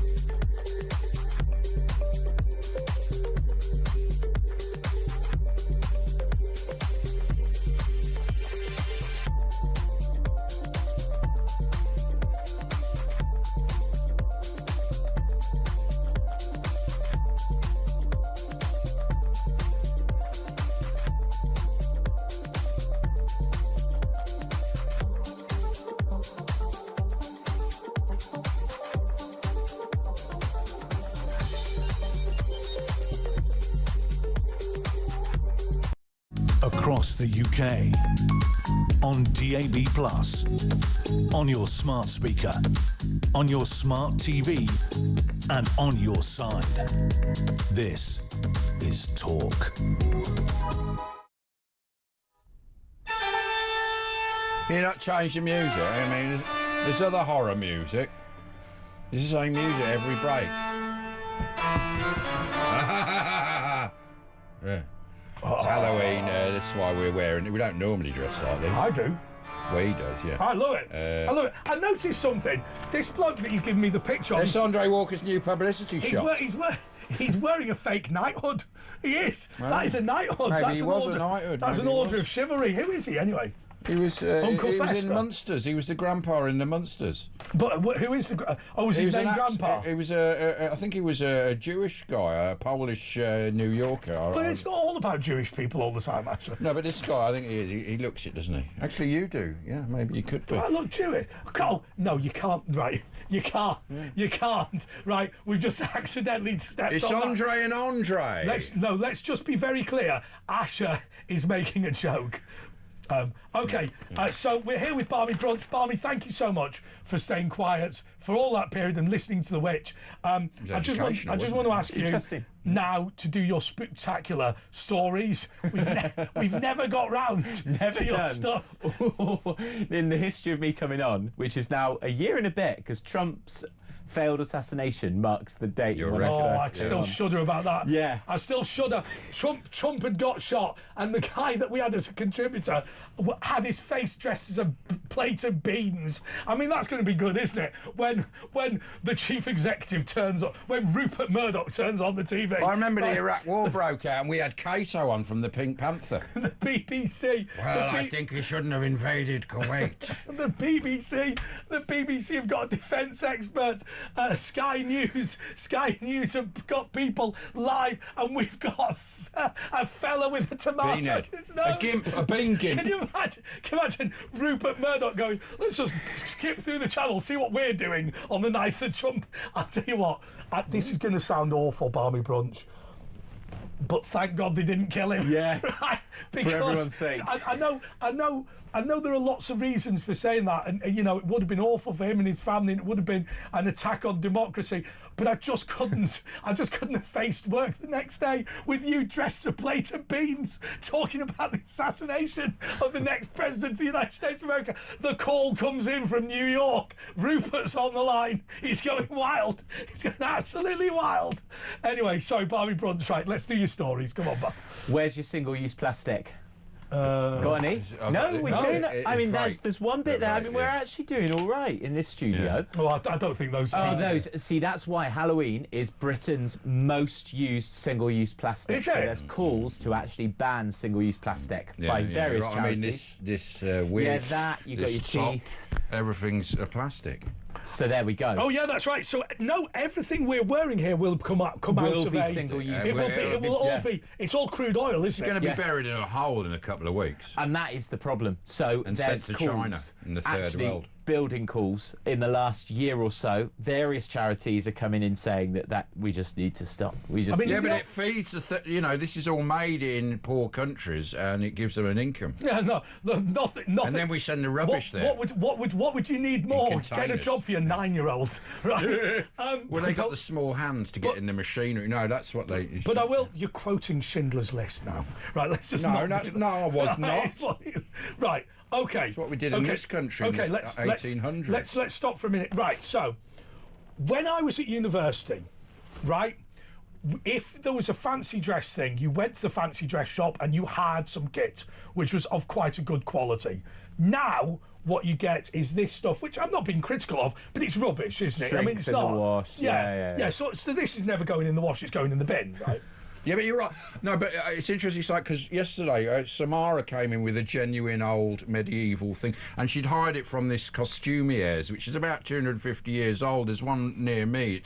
It's so big because it's been going 200 years. It's full of stuff, and the movie, the studios use it, and they found because a lot of times it's in a film and then they take it back, and it's you know, they don't know the film's going to be mad. And they actually found Obi-Wan Kenobi's brown top just lying in there. You know, you could hire it for 75 quid a day until they realised what it was, and it was worth like £1 million. And it's so this place, there's an old costume here. Where is that? Well, it's in Hendon now, but it used to be in Covent Garden, but it got so big that it's like a massive warehouse now, and it's got going back. I had to hire a beef, you know, the beef on the bone ban. When I was here, they dressed me up as a beef eater, and I went to Brian... what was his name? The northern chef guy, Brian. Anyway, Badonde. Yeah, Brian Badonde. We went with a beef on the bone to the German embassy. You think he is Brian Badonde? And yeah, it was your Brian Badonde's restaurant. Oh, Brian Badonde. Anyway, so we went to the German embassy with it, and they locked us in this room. But they took the beef because they banned beef on the bone. So they locked you in the room. Just explain. Well, we went into the German embassy. Me and Brian Badonde and James Whale. I was dressed as a beef eater with this platter of meat, which was banned in Germany. Went to the German embassy and we said, look, we got this for your, you know, chancellor or whatever, the ambassador. And they went, oh, yeah, go and wait in this glass room. And we went in there, and then it was like sealed in, and we were locked in this room. And then they went and they actually took it into the embassy. I loved that. Talking. I was a bit gutted about because it was a lovely piece of meat. Talking about that great story. Talking about that, I don't know if you know that John Major did a similar thing. He decided every time anyone visited Downing Street during the ban on British beef, he would serve them British beef.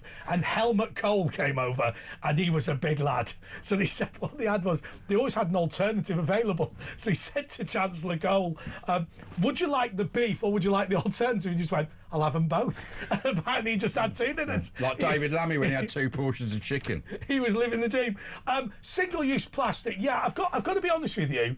I do worry about it, and I do worry. Oh no, there's real. Another. Well, that's a real pumpkin. That's not a real pumpkin. Yeah, no, Chuck made it. Yeah, no, scooped it. So when I was a kid, my mum would go to the shop, buy a pumpkin, and we used to carve it. Now, bloody TK Maxx, right? Well, in my day, the pumpkin hadn't been invented, so it was always done in a turnip. Turnips are done in Scotland. Yeah, turnip is the tradition, because pumpkins are a modern invention. Yeah. Hang on, you're right, we did turnips. Yeah, turnips, it's the British tradition. Yeah, that's right, it was a turnip. Yeah. It wasn't a pumpkin. It's bastardisation right here. But actually, I'll tell you why that's plastic. Because what do you do with a pumpkin? What do you do with you make soup, pumpkin soup. Yeah, pumpkin soup. Delicious, yeah. It's good. But turnip, I'll tell you what my mum used turnip for, throw a bit in the potatoes and pretend there's nothing in it. Right? She goes, what I used to do was, any old vegetable I'd throw in and mash it in with the potatoes. The kids had never noticed. Exactly, that's the way to do it, isn't it? Yeah, that's how you get kids to eat the... Have we got a little breaky at this juncture? Like, more of these revelations, more of Beanhead's... give us a little taster of what's coming up next. Oh, well, why don't we go with the fact that let's go with the fact that Oxfordshire District Council have published an integration pack for immigrants. Oh my God. About Halloween. And on that bombshell, let's see what immigrants are going to have to do for Halloween after this.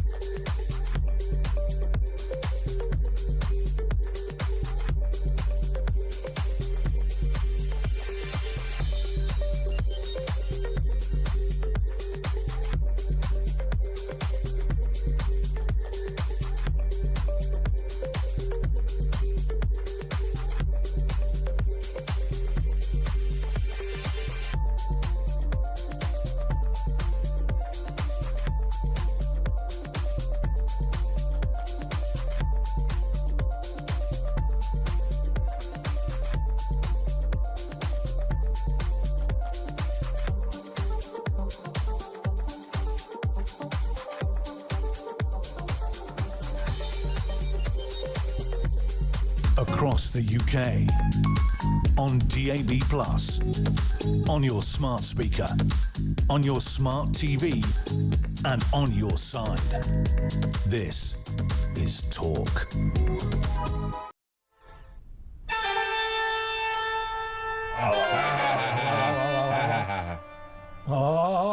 It's Halloween on Talk, and this is scary. Can't you get some other scary? Right. We only got one piece of scary. Before we go any further, I want to broadcast the following thing. I want to broadcast it.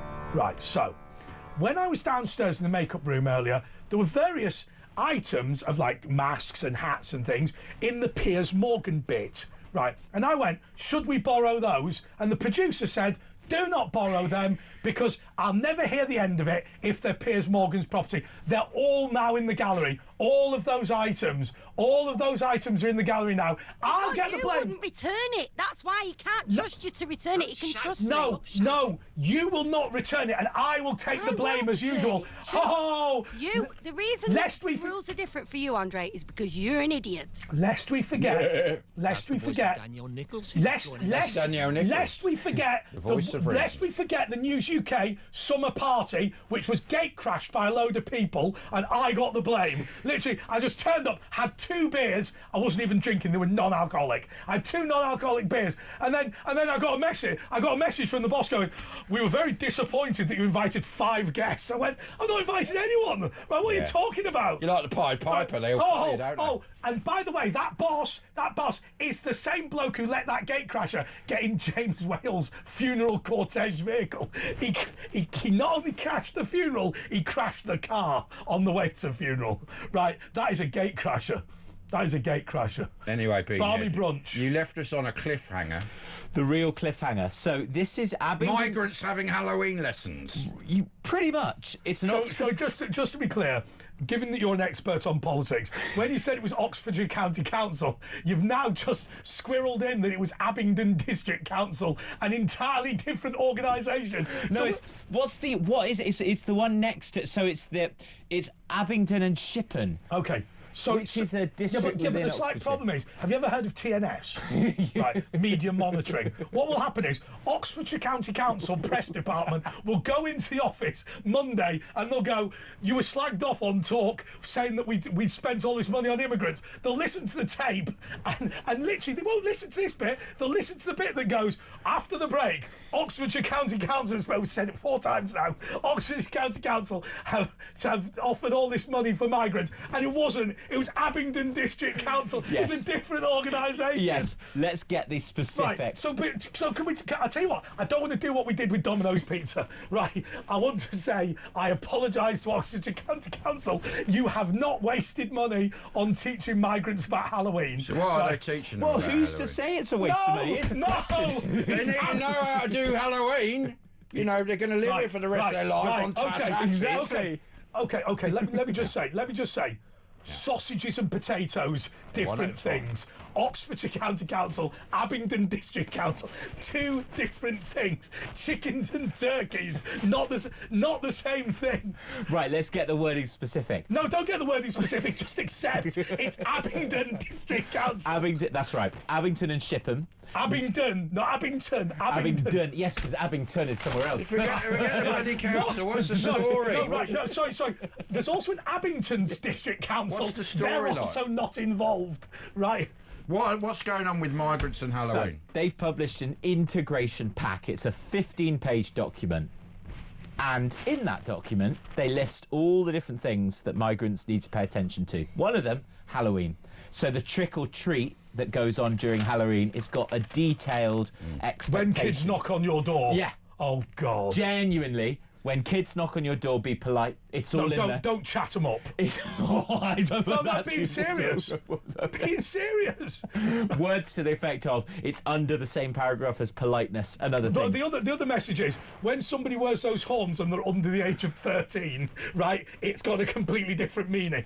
Right, the bunny outfit does not mean the same thing. But I mean, trick or treat, it's a bit, we don't want that sort of thing. They should only be with their parents as well, of course. Well, this is an adult. Yeah, but it's not. This isn't the only festival that they talk through a few of them. But I think the other thing they say is about turning up on time. So if you say something's happening at 11 a.m. in the morning, it's happening at 11 a.m. These kind of things. It's all in there. I've got to be honest with you, and I'm not having a go.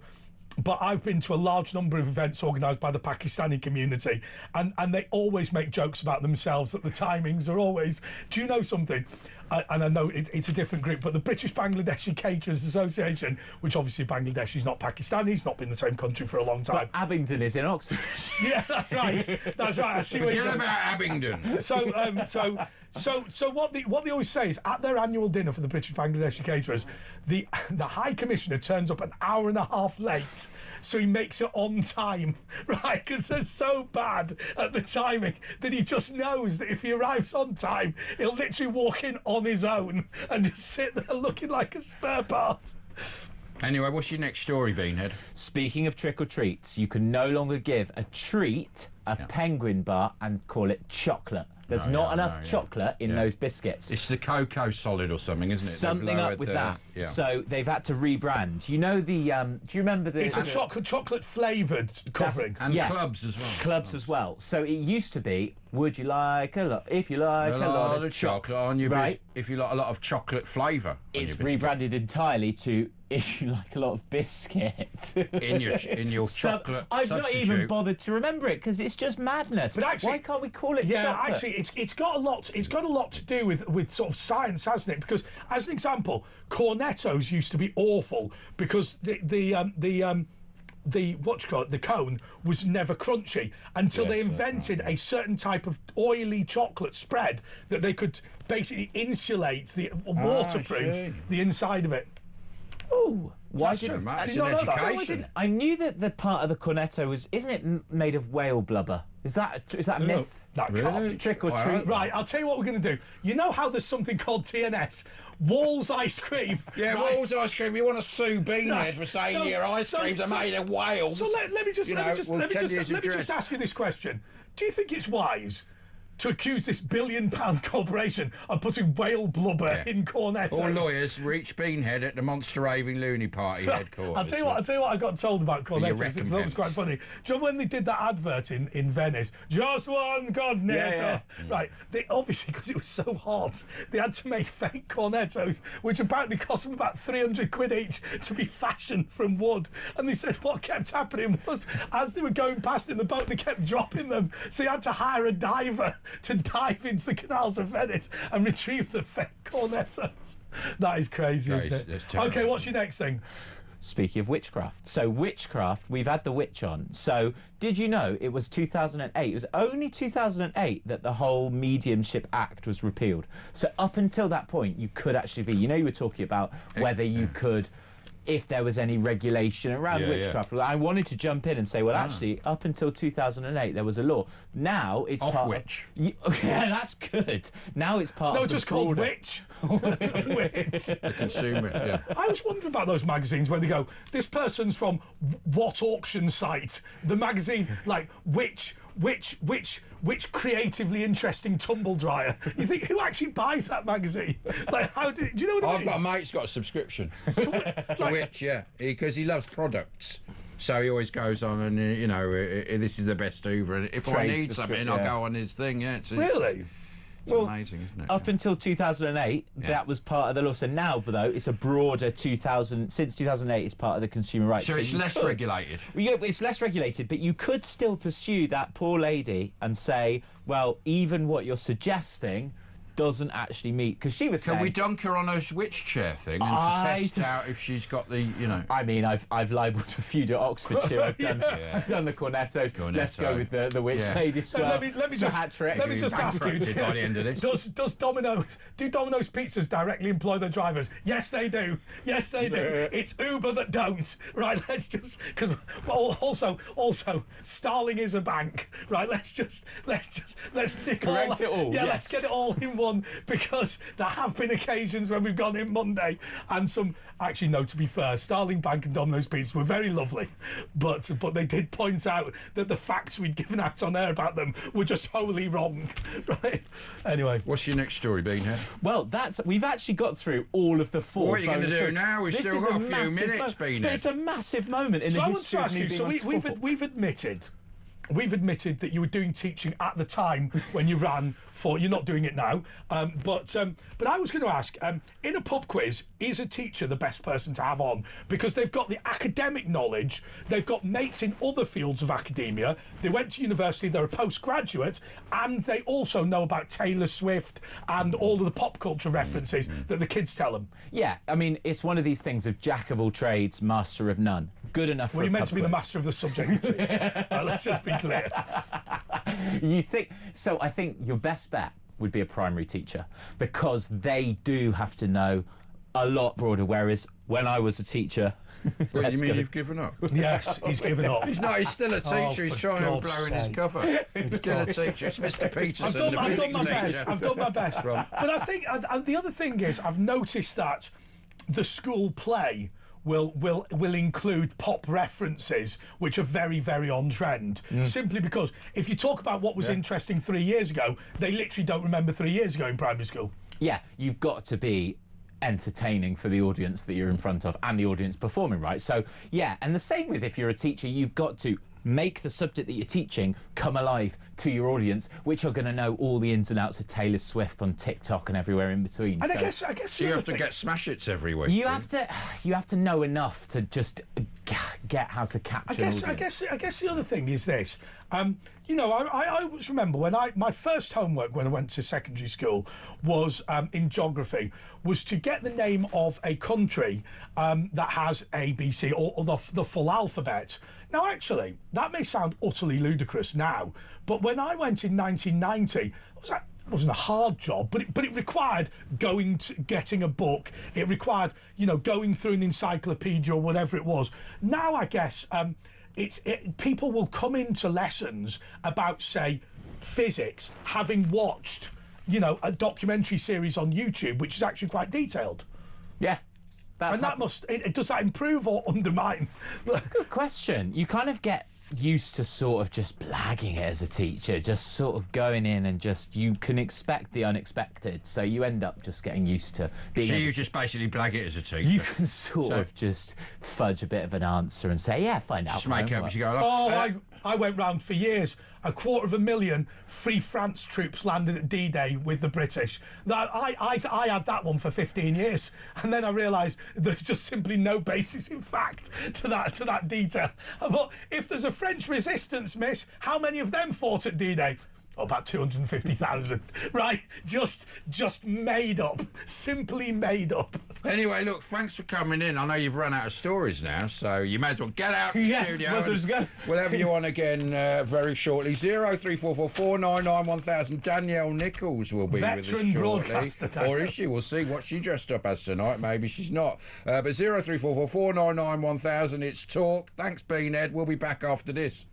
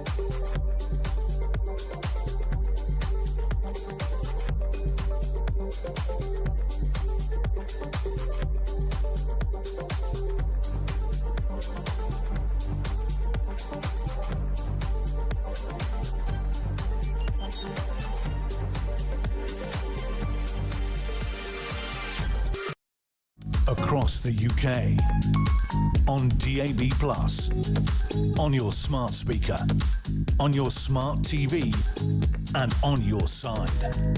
This is Talk.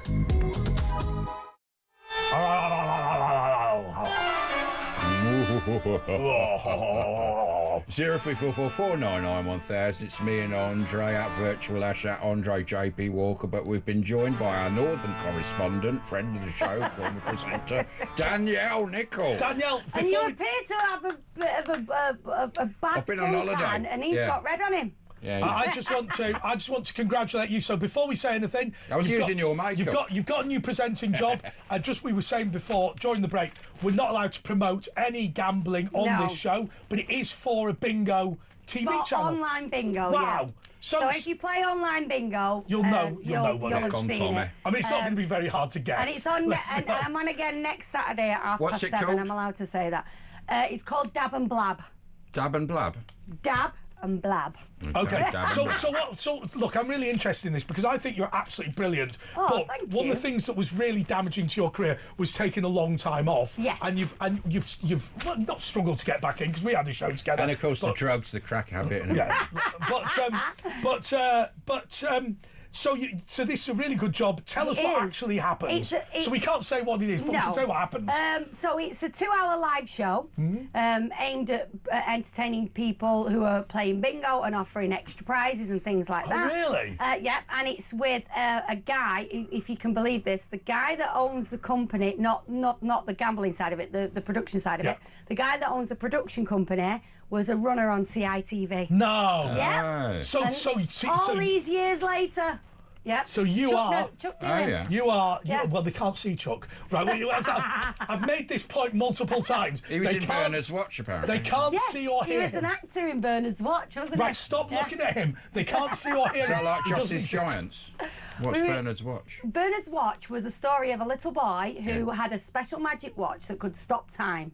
Now it was a really low budget drama. Stop looking at it. But kids loved it because think about that. Imagine you could just stop time now, and production-wise, we'd all just freeze. Like Men in Black. It was like a terrible green screen, weren't it? And then you'd be able to come in, move things around, trick people, and it was a brilliant idea. It was really Did well they nick it off your Men in Black? Because they have that machine that stops everything. Nicked it off them. But that's more of a forgetting everything thing, isn't it? The Men in Black. No, but everyone paused and then they went and did stuff. Yeah. So they nicked it off you, man. They must have nicked it off Bernard's Watch. So I'm a bit depressed about this, but we've got people who want to ban Halloween. I know. A lot. Do you know what? As well, we tried to find something. It's been bastardised by the Americans and the trick or treat. We used to just stick a turnip, a candle, and that was it. And we loved that, and it was enough for us. Now they bastardise it. Yeah, but why you go around and mug old people from their house. They don't do that. They don't. They do. People don't need Halloween to mug old people. There's always baddies, but it's a there? good excuse. No, I don't agree. I don't believe for 1 second that that's how it is. Maybe take advantage of the fact, but in the same way they could. And I'm not being disrespectful here, but the producer's saying, yeah, there are also people objecting to all the numbers and sugar, but it's once a year, right? I mean, I get the arguments. So I will say, let's defend these people just for a brief moment. Okay. There are concerns that it makes stranger danger harder to teach kids if you are telling them just to knock on the door and take sweets from strangers. But have we got any however, treats, it doesn't quite work like that as a parent. Have we got any treats? You will know that I always go with my kids. Obviously, this year I didn't. It was you should never let under 16s do it without an adult supervisor. Well, exactly. So my son, who's 18, took them round, and basically, you only knock on doors that have Halloween decorations. A lot of good etiquette to it. I didn't know that. Yeah. I bought all those sweets a few years ago and went, nobody knocks on them. Well, they won't if you don't put a pumpkin out. Well, what age should you stop? Because people look at me weird when I turn up, after the show and go trick or treat. You know what I mean? Yeah, but you can't do it at 3 in the morning. No. You can, but it gets smashed. You get the police. Well, technically, you're no longer Halloween, are you? After midnight. So I think if me and Ash had dressed like this, knocked on your door at 3 a.m, I think the fact I'd give you a treat. Just That's a normal night out in Manchester. Dressed like this. Do you know? I've got a great story about. Years ago, my uncle got married in Aviemore in Scotland, right in the Highlands, and my dad and my uncle went out on the lash, right, and they were staying at my uncle's house. They got absolutely shedded, and about midnight they arrived back, knocked on the door, and this old woman answered, and they went, right, no problem, yeah, sat down. They went, listen, love, are you going to make us a cup of tea or what? And she went, oh, I'm awfully sorry. So she made him a cup of tea. They'd been chatting for about 15 minutes, and they went, so who are you? And she went, well, I'm the woman who owns the house. And he goes, well, isn't this Tony Ray's house? And he went, no, he lives 5 doors down. They just can I tell you? They banged on this old bag's door. But they were drunk, yeah. Yeah, and she just accommodated them. I love that. She must have been terrified. Yeah, exactly. Well, do you reckon she just wasn't bothered? No, terrified. I don't know. Was she frightened? Well, I'll tell you, it happened to me. I used to smoke cigars in my flat, and I used to leave the front door open. And at 3 a.m, a couple of guys walked in, and there was just me and my mate, and they said, "Where's like Karen or whatever?" Yeah. And I went, "Listen, she's not here." And they went, "No, this is her party. We're staying. You can't throw us out." And I drew my sword. Here we go. But to be fair, they were drunk lads and they were meant to be 2 doors down. They were supposed to be at a But from their party. perspective, they got the address right, and when 2 lads tried to throw them out, they were going to thump me. Yeah. Back in the late 80s, I was in a garage in Sparkhill in Birmingham about 5 in the morning. We'd had quite a big night, and we were dressed a bit like this, because this is how you dressed in the 80s. Wouldn't you have been tired at that time in the morning, No, Asher? I mean, no, not back in the 80s. And so we went in this garage, and the person just went, oh, take anything. I mean, we were just going in by, and he thought we were robbing them just because we were dressed a bit funny, and it was 5 in the morning, but we did pay and you for looked our very stuff. awake for 5 in the My morning. mum had a friend, and she used to have a few too many of a weekend. Yeah. And apparently, one night she banged on the door, and my dad was, I don't know why, but there was just my dad in or whatever, I don't know. Anyway, he answered the door, and she barged past him, and she went, "What are you doing in my house?" She'd done the same thing. She got that. But you do it tragedies sometimes. She didn't know. Sometimes, anyway, you're in my house. But sometimes people go, it's an intruder and there's violence. Sometimes it ends sometimes in drunk tragedy. teenagers return to their childhood home, don't they? Do they? Forgetting they've moved. I'll tell you, my favourite was my cousin, and it's the other side of the family, thank God. She said she was walking through the centre of Liverpool, and there was this old drunk in the middle of the road going, ah. And she said to her mum, she went, bloody hell, Mum, can you imagine what that man has gone through? Look at him on the floor. And she went, it's Grandad. Yeah. It's Grandad. I've got a Grandad story, a similar thing. I went, Laura, good to see you. That's a bit. Do you know what they said? They said, just pretend we haven't seen it, and just left it. Yeah. Well, do you remember Quick Save? Does anyone remember Quick Save, right? There was a Quick Save on the precinct that my Grandad used to go to. And I nipped in, no, Swinton. Did Swinton they get precinct. bought by Budgeons? I can't remember. But I nipped in to grab something, and this old man, similar thing, barged me out the way. Get out my way with his elbow like that. It was only my bloody Grandad. I went, well. I said, you grumpy, horrible old man. Well, and he knew what he'd done, and he kind of like half had a smirk on his face. He went, well, getting in me muddy way, what you like? What about Sacha Baron Cohen said he went round to a party at Jim Carrey's house, and Jim Carrey was single at the time, and he said this good-looking bird walked past, and he went, I'll tell you, Jim, you should have a crack at her. She looks like she's up for it. And he went, it's my daughter. Oh, no. Oh, no. Sacha Baron Cohen said they didn't invite me to many parties before that, but don't invite me to any at all. Oh, so you're staying with us? Are you going to take calls with us? Yeah, just on that note, by the way, has anyone heard Lily Allen's new album? Why? What's that? Tell us about it. What it's about a goodie, innit? It's a goodie. What? Lily Allen's new album. I love Lily Allen anyway, but it's story time, and it's all based Give us a little taste. I don't understand what you get at. Do you not remember? So she married a guy, the actor from Stranger Things.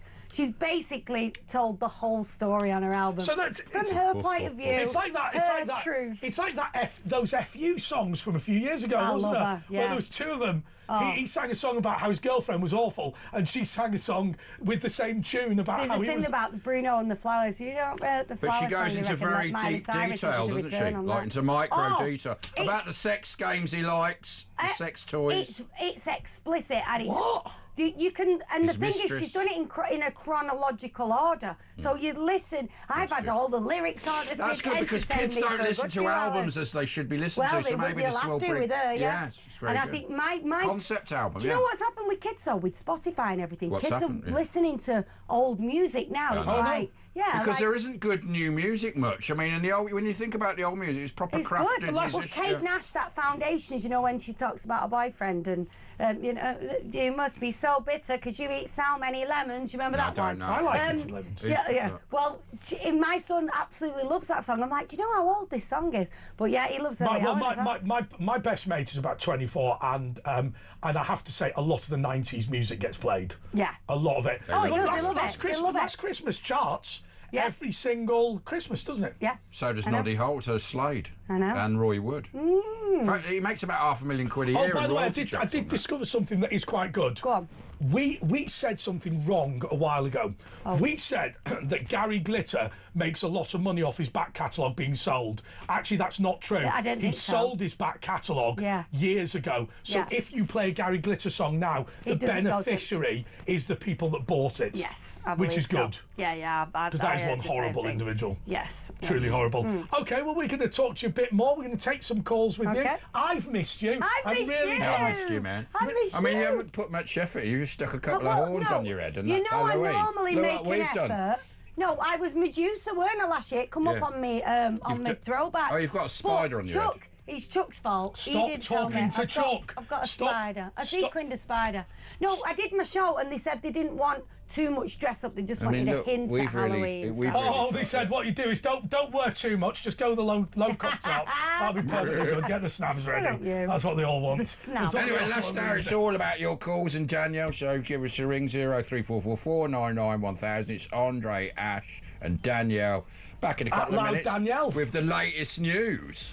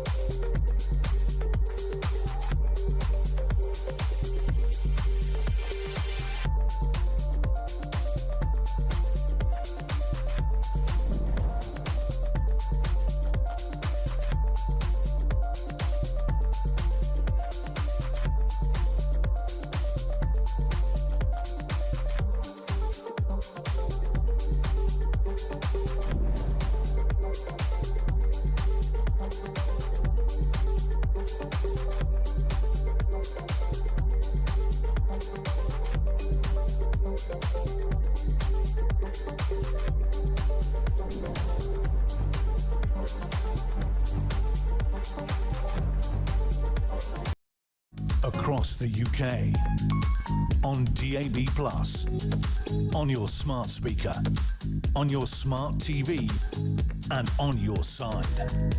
This is Talk.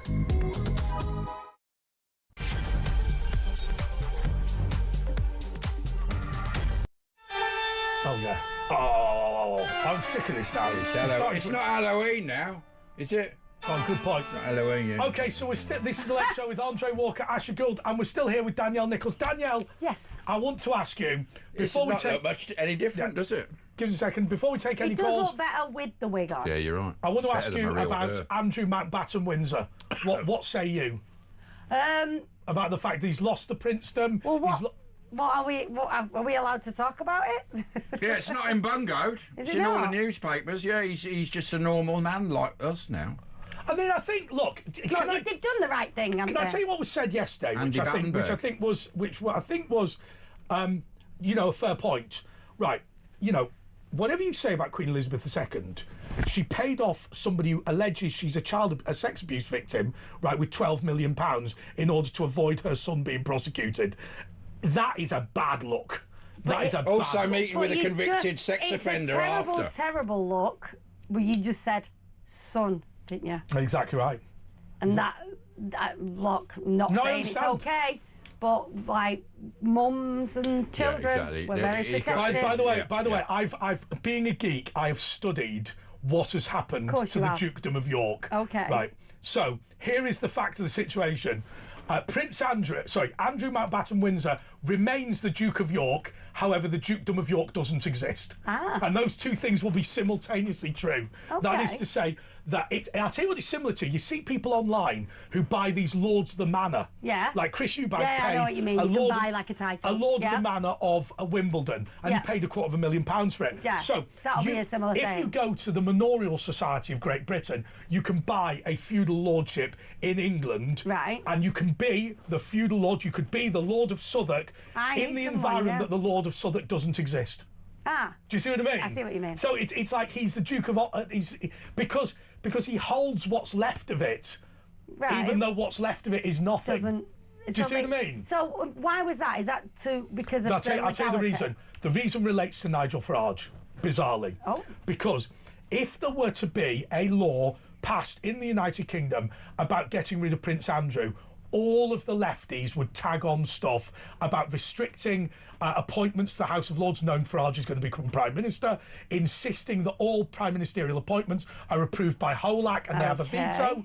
They'll also come up with ways of getting rid of it. They'll strengthen the powers to make sure people they don't like can be thrown out, and all of it will become about Nigel Farage's premiership, which is why they're desperate not to do it. Well, there you go. By the way, what you say about the Queen, you know, and mums and their sons and all that. Yeah, I'm not making it okay. Yeah, but I mean, it's different. The royal family, everyone else, you put your family first. When you're the monarch, you've got to put your country before your family. That's the duty. We all loved her for that, though, didn't we? But she didn't, did she? She put her son before, you know what I mean? But if you think about it, and it's only just come out, they always say Prince Andre of Russia would have another one of your titles? Would have basically shot himself if he'd known this, because when Lenin asked for the Tsar of Russia and his family to be given political asylum, the government granted it. It was the king who was Nicky Romanov's best friend and his first cousin who declined it, and then Lenin had the entire family machine and then gunned. he regretted it for the rest of his life. And that included the children, 10-year-old. All the kids, about 5 kids, 4 daughters, and Nicholas. Grand Prince Alexei, aged 11, shot. Yeah. And they said that fundamentally the concern was, in the middle of the First World War, having a deposed royal family in Britain could have caused trouble. They worried about a revolution. And here, he declined his. I mean, by the way, have you ever seen a picture of the two of them? No. The Tsar and the King. Right, this is utterly bizarre. And the other first cousin, by the way, was the Kaiser of Germany. They were all first cousins. They were all Queen Victoria's grandchildren. Has he not actually been prosecuted of anything, though? No. Absolutely not. Andrew, no. But he was found to be lying. He met Epstein. So he was found to be lying. Well, he was lying. That's King George and the Tsar. They literally look identical. And you look at the Kaiser of Germany. They look identical, don't they? They do look identical. Yeah. Same eyes, everything. Anyway, 0344499 is all about your calls, and we've got Yasmin the Wit. Yasmin! Yasmin, were you listening before? Hiya, darling. Hello, my love. How are you? I'm fine, darling. Can I just say, Andre looks like he's come off that Adam and the Ant thing, Prince Charming. Oh yeah. Oh, yeah. He does look like that. Prince Charming. What the Phoenix Nights version? Do you remember Stars in Your Eyes? Yeah, can you see that? It's popping Yes. up. Lynn in I just Portsmouth thought says... No, that's not my His suit. belly button there. No, do you know what made me laugh about this? Go on. The producers said, "Oh, Ash, you're too fat for that suit. We'll give it to Andre." Yeah, exactly. I mean, What that's ridiculous. What the bloody hell? That's a big insult. That By is the way, difficult. Can I just say, Danielle... Fits me perfectly. it's like a corset. Look at that. That's dreadful. Almost in it. Look at the one button's already popped off there. Yeah. Oh, of well, the it's not a buttons. real. It's not a I know. real suit. That's Kevin O'Sullivan's. Not suit, that's anymore. why, yeah. Go on, Yasmin. By the way, Andre says she gets your Dracula, but what is Ash? Is he Princess Leia in the morning after the night before? Anyway, Yasmin. I don't get it. Hiya, darlings. I'd just like to say congratulations, Danielle. Thank you. Your media career, you're going to get another 2 opportunities. You didn't predict this, did you, Yasmin? You never She said did. it, did she? Yes, Oh. I She did. did. Oh, she did, yeah. Yes, She did. I did. Yeah, to be fair, you said about it, but it was on the cush hush at that point, so yeah. Yes, it was. Because my mum said, oh, she knew. Andre, I'm not fake, darling. I'm real. I didn't say you were fake. Did you hear our proper said you were professional witch we teenage. had on earlier? Did you see our witch earlier? Just intuitive. Did you? And Oh, I see. intuitive. I'm By the you- way, did you see our witch? By the way, everyone. We had a real witch on earlier. By the way, everyone. My dad has a theory on Yasmin. Right. So, my dad's not into any of this witchcraft stuff, and he said, actually, I didn't have a great deal of respect for her when I first heard her, but then, obviously, all of her background and the fact that she'd been through so much, my dad He said, had even less respect for her. you can't get away from the fact that somebody who's suffered such a level of abuse and is such a positive person. It's great. But then he said, I've now got a third view on her, which is this. My dad thinks that Yasmin, the teenage witch, is similar to the shoe shiner off Police Squad, which is basically whatever subject you get him onto or you get her onto, she knows about. Right? Do you remember that shoe shiner where they go, they go, what do you think about this robbery? You go, I don't know anything about that, give him 100. And then you go, what about the emerging capital markets of Southeast Asia? I don't know anything about that. No, what about this then? Well, I'm concerned about the Nikkei going. But Yasmin knows about everything. She could talk about any subject. She's good. She's a born What it entertainer. is, remember, I did my first reading when I was 3 for my grandma, and it was a tea leaf reading. That's when I first started doing readings at 3-year-old. In my family, apparently, one of my great-great-grandmas used to read tea leaves. Well, my Apparently, mum yeah. used to do it. So you've definitely got a Scottish connection in your ancestry, Yeah, Danielle. I And have. You can check it out if you don't. But isn't Granddad, Nichols it's a my Scottish my mum's name? dad. Isn't My it? mum's dad is I Scottish. I don't think Scottish. Nichols is a Scottish name. No, it's not, but it's my mum's side. The Irish and the Scots are the first ones that started doing readings for people. And by the way, tarot does not come from a deck of cards. It comes from Egypt. Well, that's what I was going to ask you, Yasmin. You saw our proper professional witch we had on in the last hour. What's your view on her as another witch? Let me just say something. Witches don't have profession in the name. She had a shop. No witch goes round with She a owns a witch shop for all your witching, products what? and So accessories. And she also owns Witch magazine. She's a lovely lady, and I wish her all the best. But I'm going to say Oh. 2 things. The tarot came from rota, which is a spell. It's tarot, rota, and tarot. Right, I've realised something.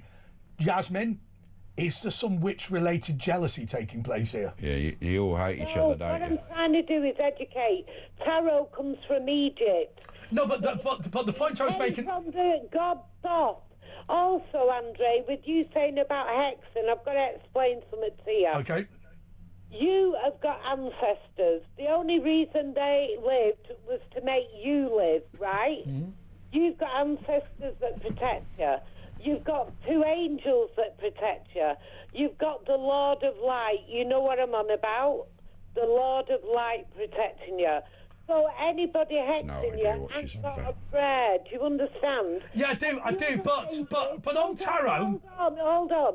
The other thing is, if somebody sends anything negative to somebody else, that has a thread connected to it that connects that person to that spell that's sending it, and all the negative energy can be sent down that umbilical cord back to the person. But the question I was asking about tarot was actually much more specific than that. It was saying that when people go, this card means this or this means that, actually, that's just someone's opinion, because my understanding is we've never found the instruction manuals for tarot anyway. Therefore, it's only an opinion. Let me explain. A lot of Romanies back in the day could not read or write. It's all in the pictures. So what they had was the tarot, and they called it the Devil's Picture Book. Now, any one of you, if you get a playing card or a tarot card and look at it for 20 minutes, uninterrupted, you will see it move. That's why it was called a picture book. The other thing is, when you get the meaning of the card, the way to get it, you put your power hand, that's a hand that you use most of the time, absolutely, on the card, and you rub it. And what happens is... Power hand. Oh, I'll tell you, the muscles there. The power hand. The power hand could be a product you could buy for teenagers. They'd love that, wouldn't they? Power hand. They'd love that. You're 14, son, have your power hand. Oh, I'll have hours of fun. Hours of fun. Any readings for us, Yasmin? Anything popping out at you? Those images from the tarot after you rub the card appear in your mind, in your visual cortex, and then you describe what you see. Right, like catchphrase. So with Roy Walker, say what you see. Have you got any readings? Stephen Mulhern. You got any readings, Yasmin? It's a great show, that. Can we go on that? I want to. He's not around anymore. No, your mate does it. Your mate does it, yeah. No, tell them all we want to go on. Steve Mulhern's her best mate. I'm going seeing him next week. I'll tell him we'll work away. Can we get him on the show, Steve Mulhern? He's got a golden handshake with ITV. I want to ask you a question without giving anything away. Are you meeting up near me, near where I live? No. No, it's not. On purposefully. Danielle, if you're around my area, come for an ale. I own the brewery. Danielle, let me explain something. When something's cooking up, like an opportunity, you have to be the high priestess. On the card, she's got her mouth shut. So just smile, shut your mouth, don't tell anybody anything, because there's a lot of haters out there. There's a lot of advice like that, though. It's funny you say that. Do you know what? Yeah. Especially in TV land. I know. Thank you.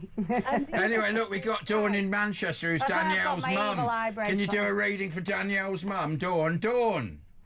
Hello. You are Danielle's mum, and we've got... Dawn, what I'm saying for you, I'm getting a key. So there's something around house moving or something around your house that needs sorting. I also feel around you... It's always house moving, isn't it? You're a natural witch. You're a kitchen witch. And I think with you, you've got a very strong, powerful premonition vibe. Do you understand that, darling? Can she hear Dawn! Yes. Did you understand that? Or were you just totally shocked and flummoxed? I don't really think... Wait, hold on, Yasmin. Dawn. Yeah, go on, Dawn. I don't really think that the premonition and the gift is on my side. I think it's more from her father to Danielle, because Danielle does have like a very open, and she's very, you know what I mean, she's open to every suggestion, and I don't think it comes from my side. Yeah, but Mum, that was weird about the key thing, weren't it? Listen, I'm going to tell you now. All it is means you can size people up quickly, and you weigh them up quickly. She does. That's where your intuition is. Your intuition? Around you. Urine? Yeah, urine. What's that? What's your intuition? I think you're going... How to teach... to either a tropical island or something. I've got I bloody hope so. Oh, come on. She's always on holiday on the beach. We all know that. Now, the key thing, what I'm getting with this is, like James Bond, Octopussy, and that is, with you, it's like you've got to start to declutter, darling. Oh, I don't remember the decluttering part of Octopussy. You've got to declutter, Moneypenny. There's too much stuff in the office, Moneypenny. Danielle's mum, do you not sleep very well? Yasmin, listen, I so need to declutter, but not just my house. I need to declutter my mind. I just need to declutter. She's all cluttered up. So much going on. Why is it all cluttered up, your mind, Dawn? I don't know. It's just feelings and emotions. Do you need to meditate or something, or relax, or I mean, what? Take her on a spa weekend. She doesn't sleep very well. So I mean, do you need a long weekend with the girls and relax, put the cucumbers on your eyes and that? I don't know whether any of you have been watching a series on BBC about the monsoons and how people give to the animals, to the earth, to each other. No, I've not been watching and the way they feel about each other. It's absolutely moving. It's unbelievably moving. But is that what's cluttering your mind? Is that what you mean, the monsoon animals? No, what it's done, Ash, it's made me think I need to start thinking more that way about not letting, I don't know if I can say that. Don't, like, sweat the small stuff. No, not, like, get the shit out of your mind and just start to live and understand and feel. Yeah, but Dawn, may I in my lack of infinite wisdom, offer you some advice? I mean, you've spent your entire life being a mum and a grandmother. You're not alone in being somebody who turns around and says, God, I just want to be myself for a little bit. Yeah, just for a little while. But also, what's the word, Andre? Prophylactic. I want to embrace what I've done and then start to move on. But I think. Look, I mean, my mother, when she gave up working for the kids, was very pleased to have done that, and was very pleased to have been what we now call stay-at-home mum, probably disparagingly called a housewife in the past. Yeah. But when everybody went to university and whatever, she realised there wasn't a lot left. And then went back to work even though she didn't need the money. And I think look, I can't comment on what it's like to be a mum, but it strikes me a lot of women end up in a position whereby, much as they love their children and their grandchildren, there's not a lot left of them. You lose your identity. Yeah, I think that's Have you got any other things? You do it to yourself. Do you do anything else, Dawn? Like, what interests and that? I absolutely agree with you. I had a really stressful job as a civil servant for 21 years. And it was a really stressful job, and the universe made it so that when I'd had enough, they gave me an opportunity to look after my mother, and so I moved away from it. She's now passed on, and now I am enjoying being me and learning about things because you're so busy looking after your children, providing for your children, trying to set an example for your children. And there's always something to do. But Dawn, I want to leave it. Just stay there, Dawn, because we have got Yasmin. Let's get Yasmin to respond, because Dawn is not going to be the only person that wants to be a bit more of herself, having got to A, retirement, and B, being a grandma. So come on, Yasmin. What advice have you got? Come on, let's get her up. Let's get her up. We can't hear her. Come on, Yasmin. We can hear you now. Can you hear me? Yeah. Right. There is a spell you can do.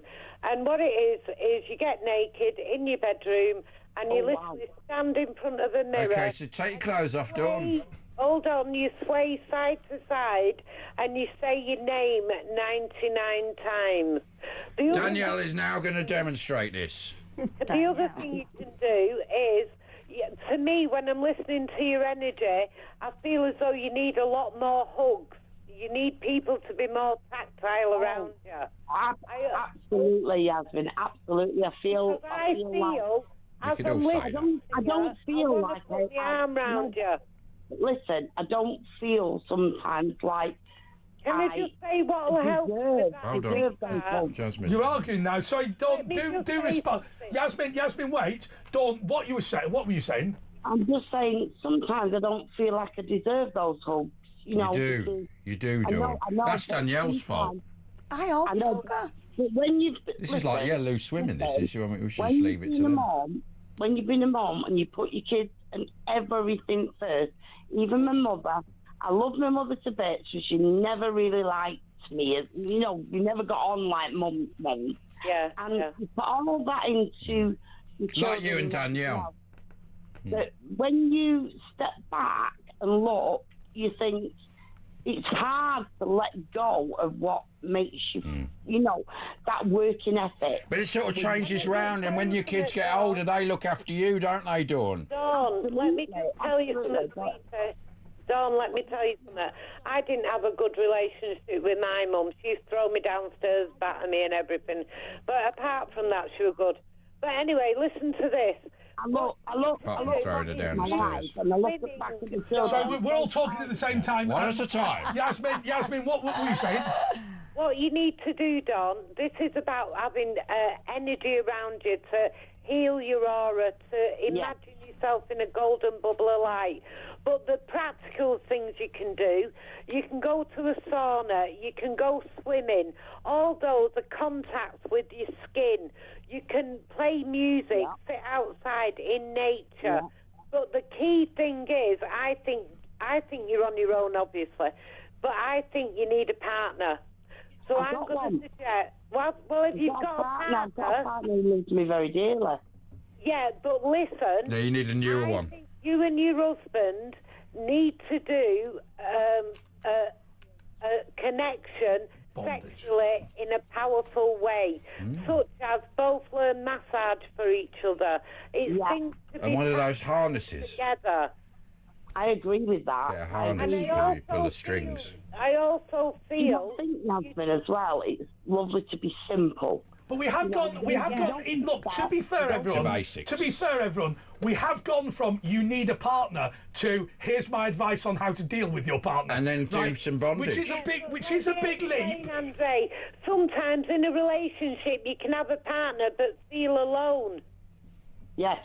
Do you understand, Andre? You feel like you're the wallpaper on the wall. You know what I mean? Well, I've got marble tiles.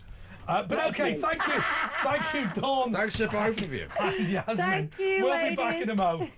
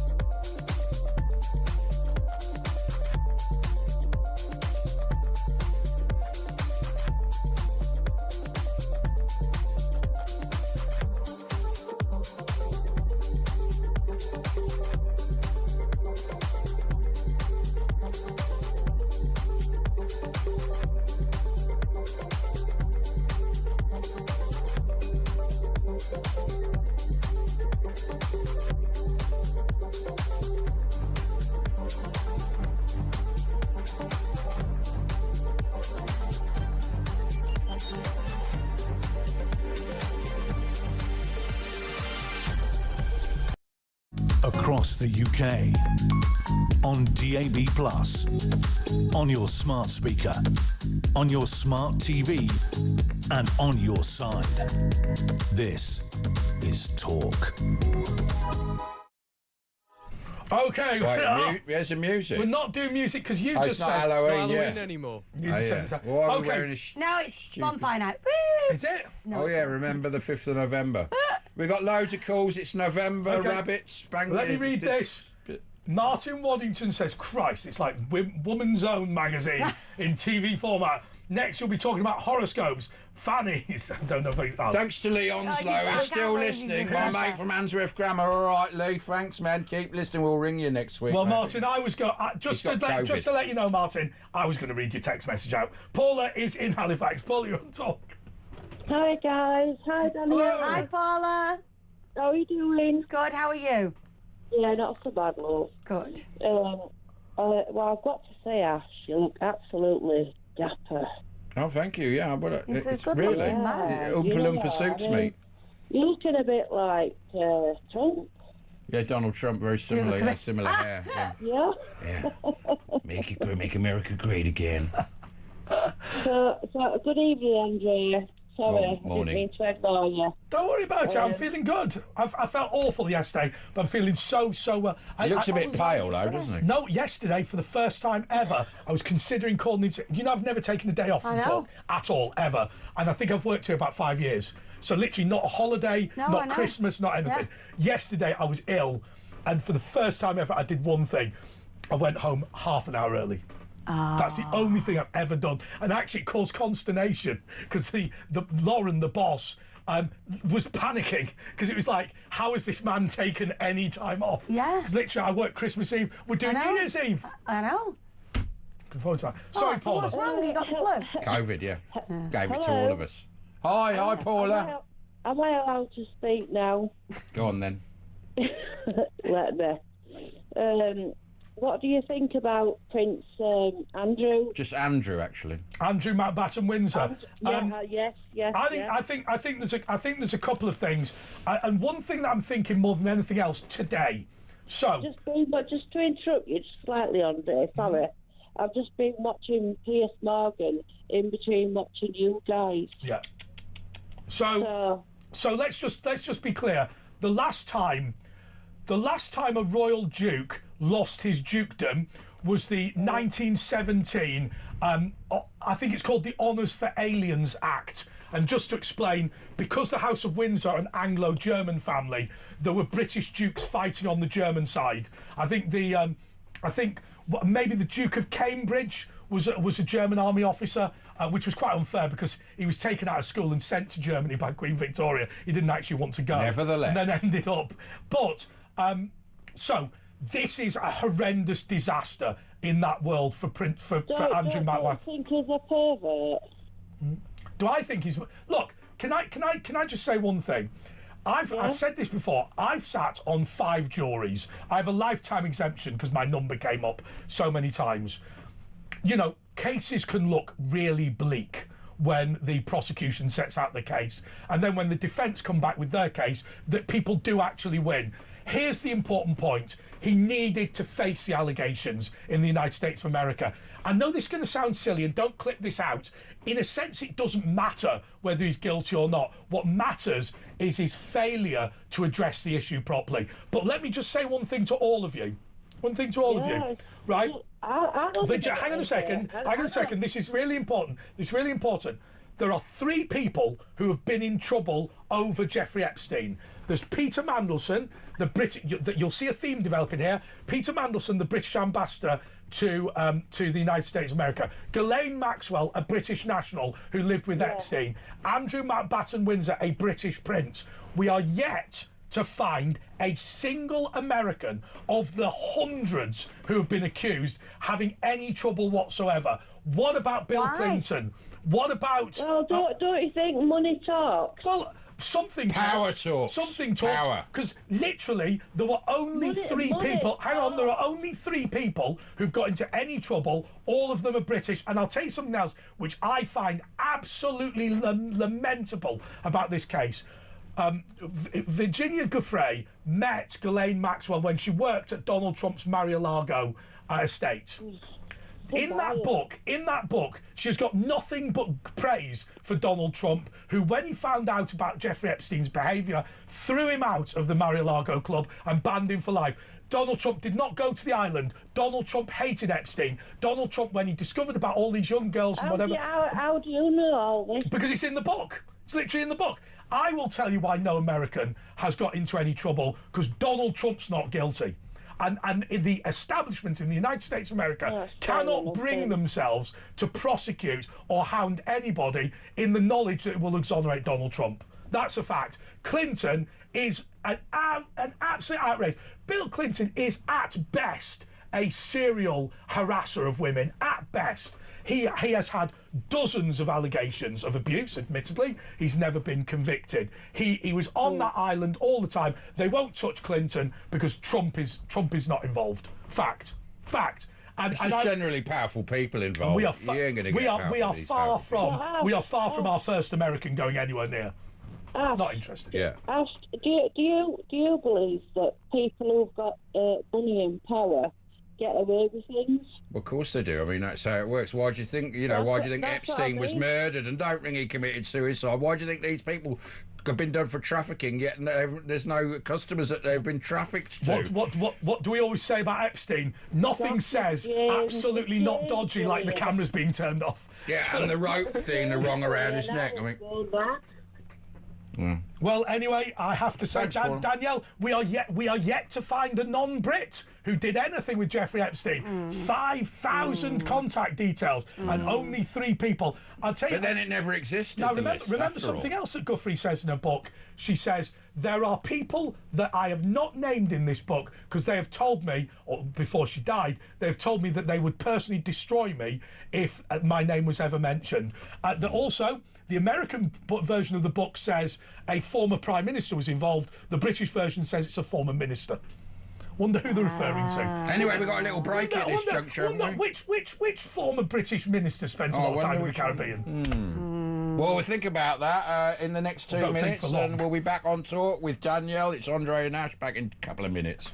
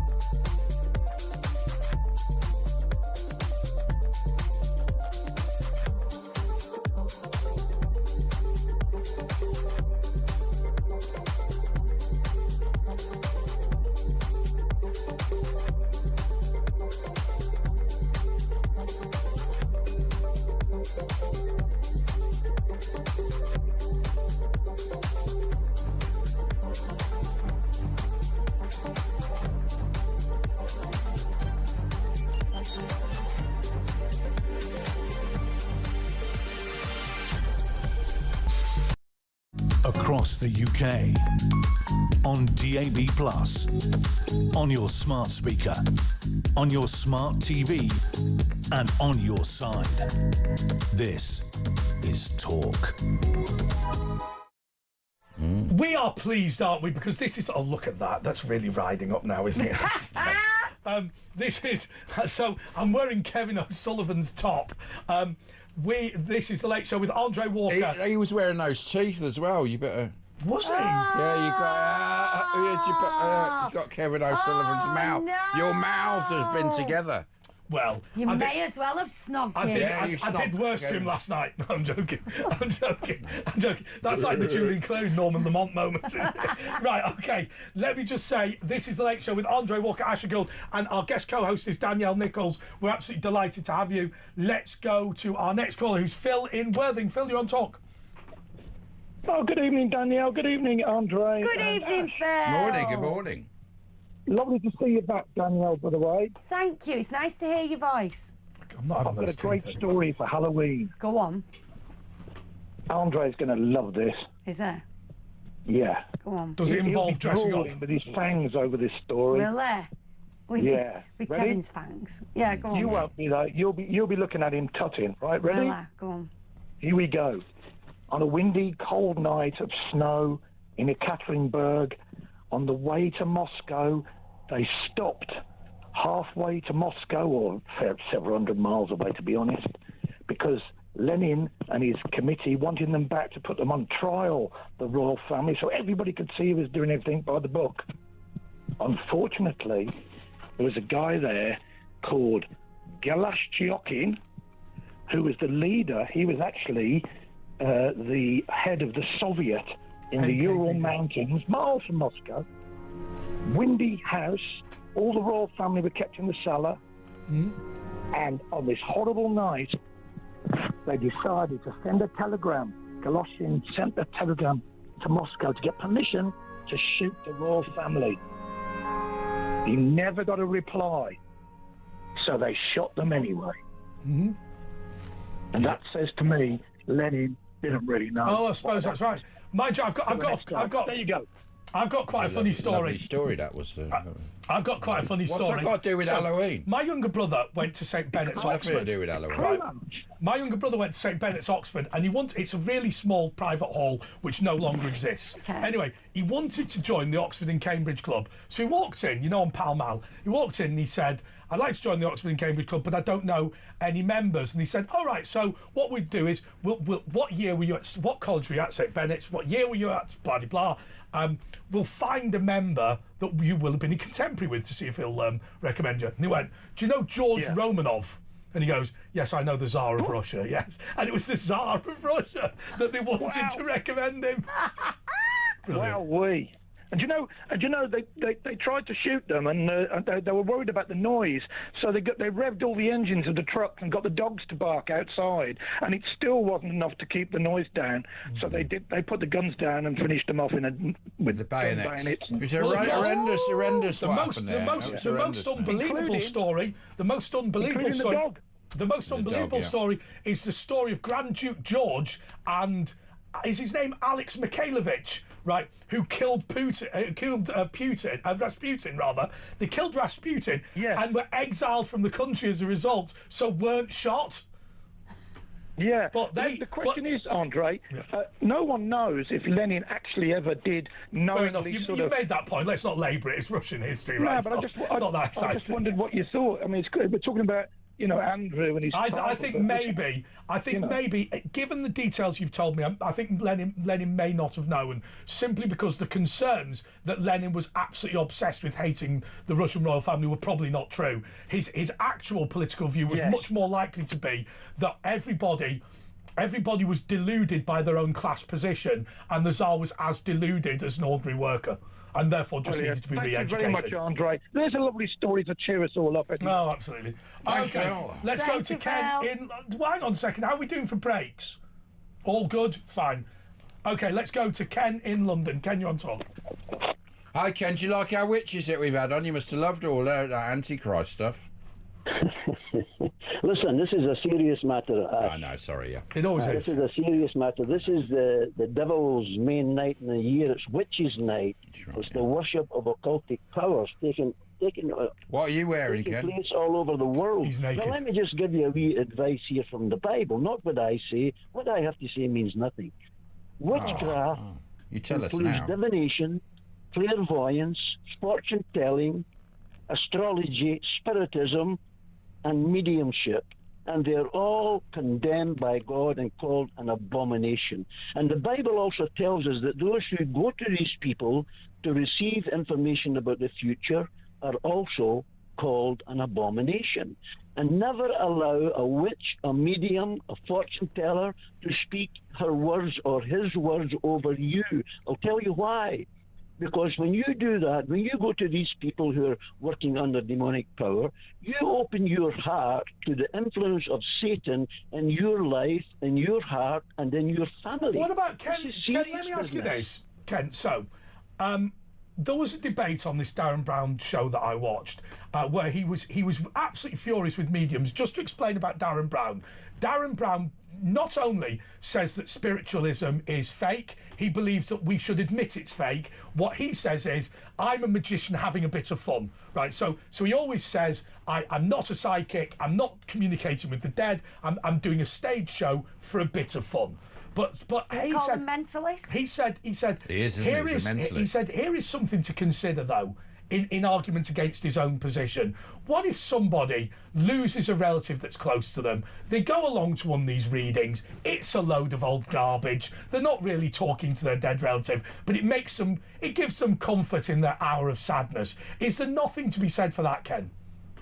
That's a good point, Andre. These mediums, I would say that the vast majority of them are fakes. But yes. Amongst the fakes, there are those who are definitely in contact with demonic powers. We have to be careful here. When we tamper into the evil supernatural, as I said before, you open your life to demonic powers to enter your life. This is not a joke. Clairvoyance, for example. Clairvoyance is the ability to understand things not present in the natural senses. Human resources. But Ken, let me just ask you, your religious view, so it's quite interesting this.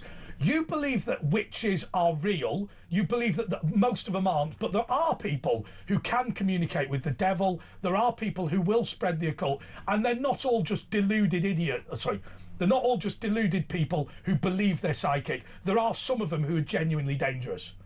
Well, let's understand what witchcraft is. Witchcraft is a form of sorcery, and it involves attempting to communicate with spirits other than the God of the Bible. There are spirits around everywhere, evil spirits, and they can be made contact with. There are demons, there are divinations, there's spells, there's necromancy, there's tarot cards, Ouija boards, magic powers. Listen, please listen to me what I'm saying here. You don't need to accept it. I'm giving everyone a clear warning here. The purpose of all this supernatural power is to turn us away from the love of God, from the death and resurrection of Jesus Christ. And okay, Ken, we're going to leave it that. You've been warned, everyone. Okay. You've been warned.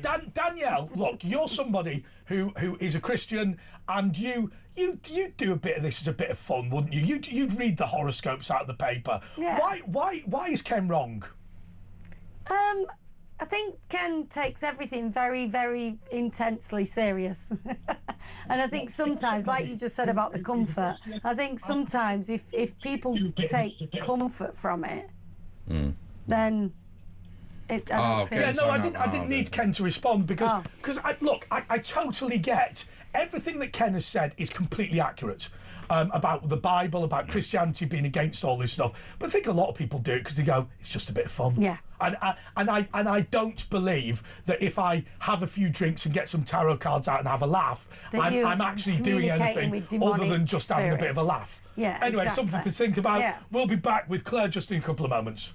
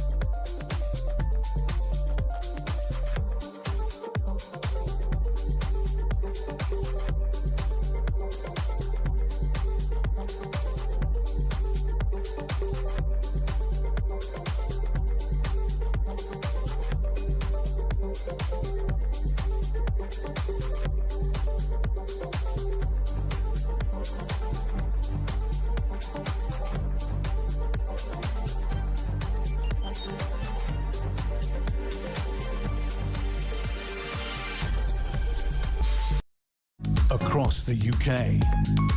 On DAB+, on your smart speaker, on your smart TV, and on your side. This is Talk.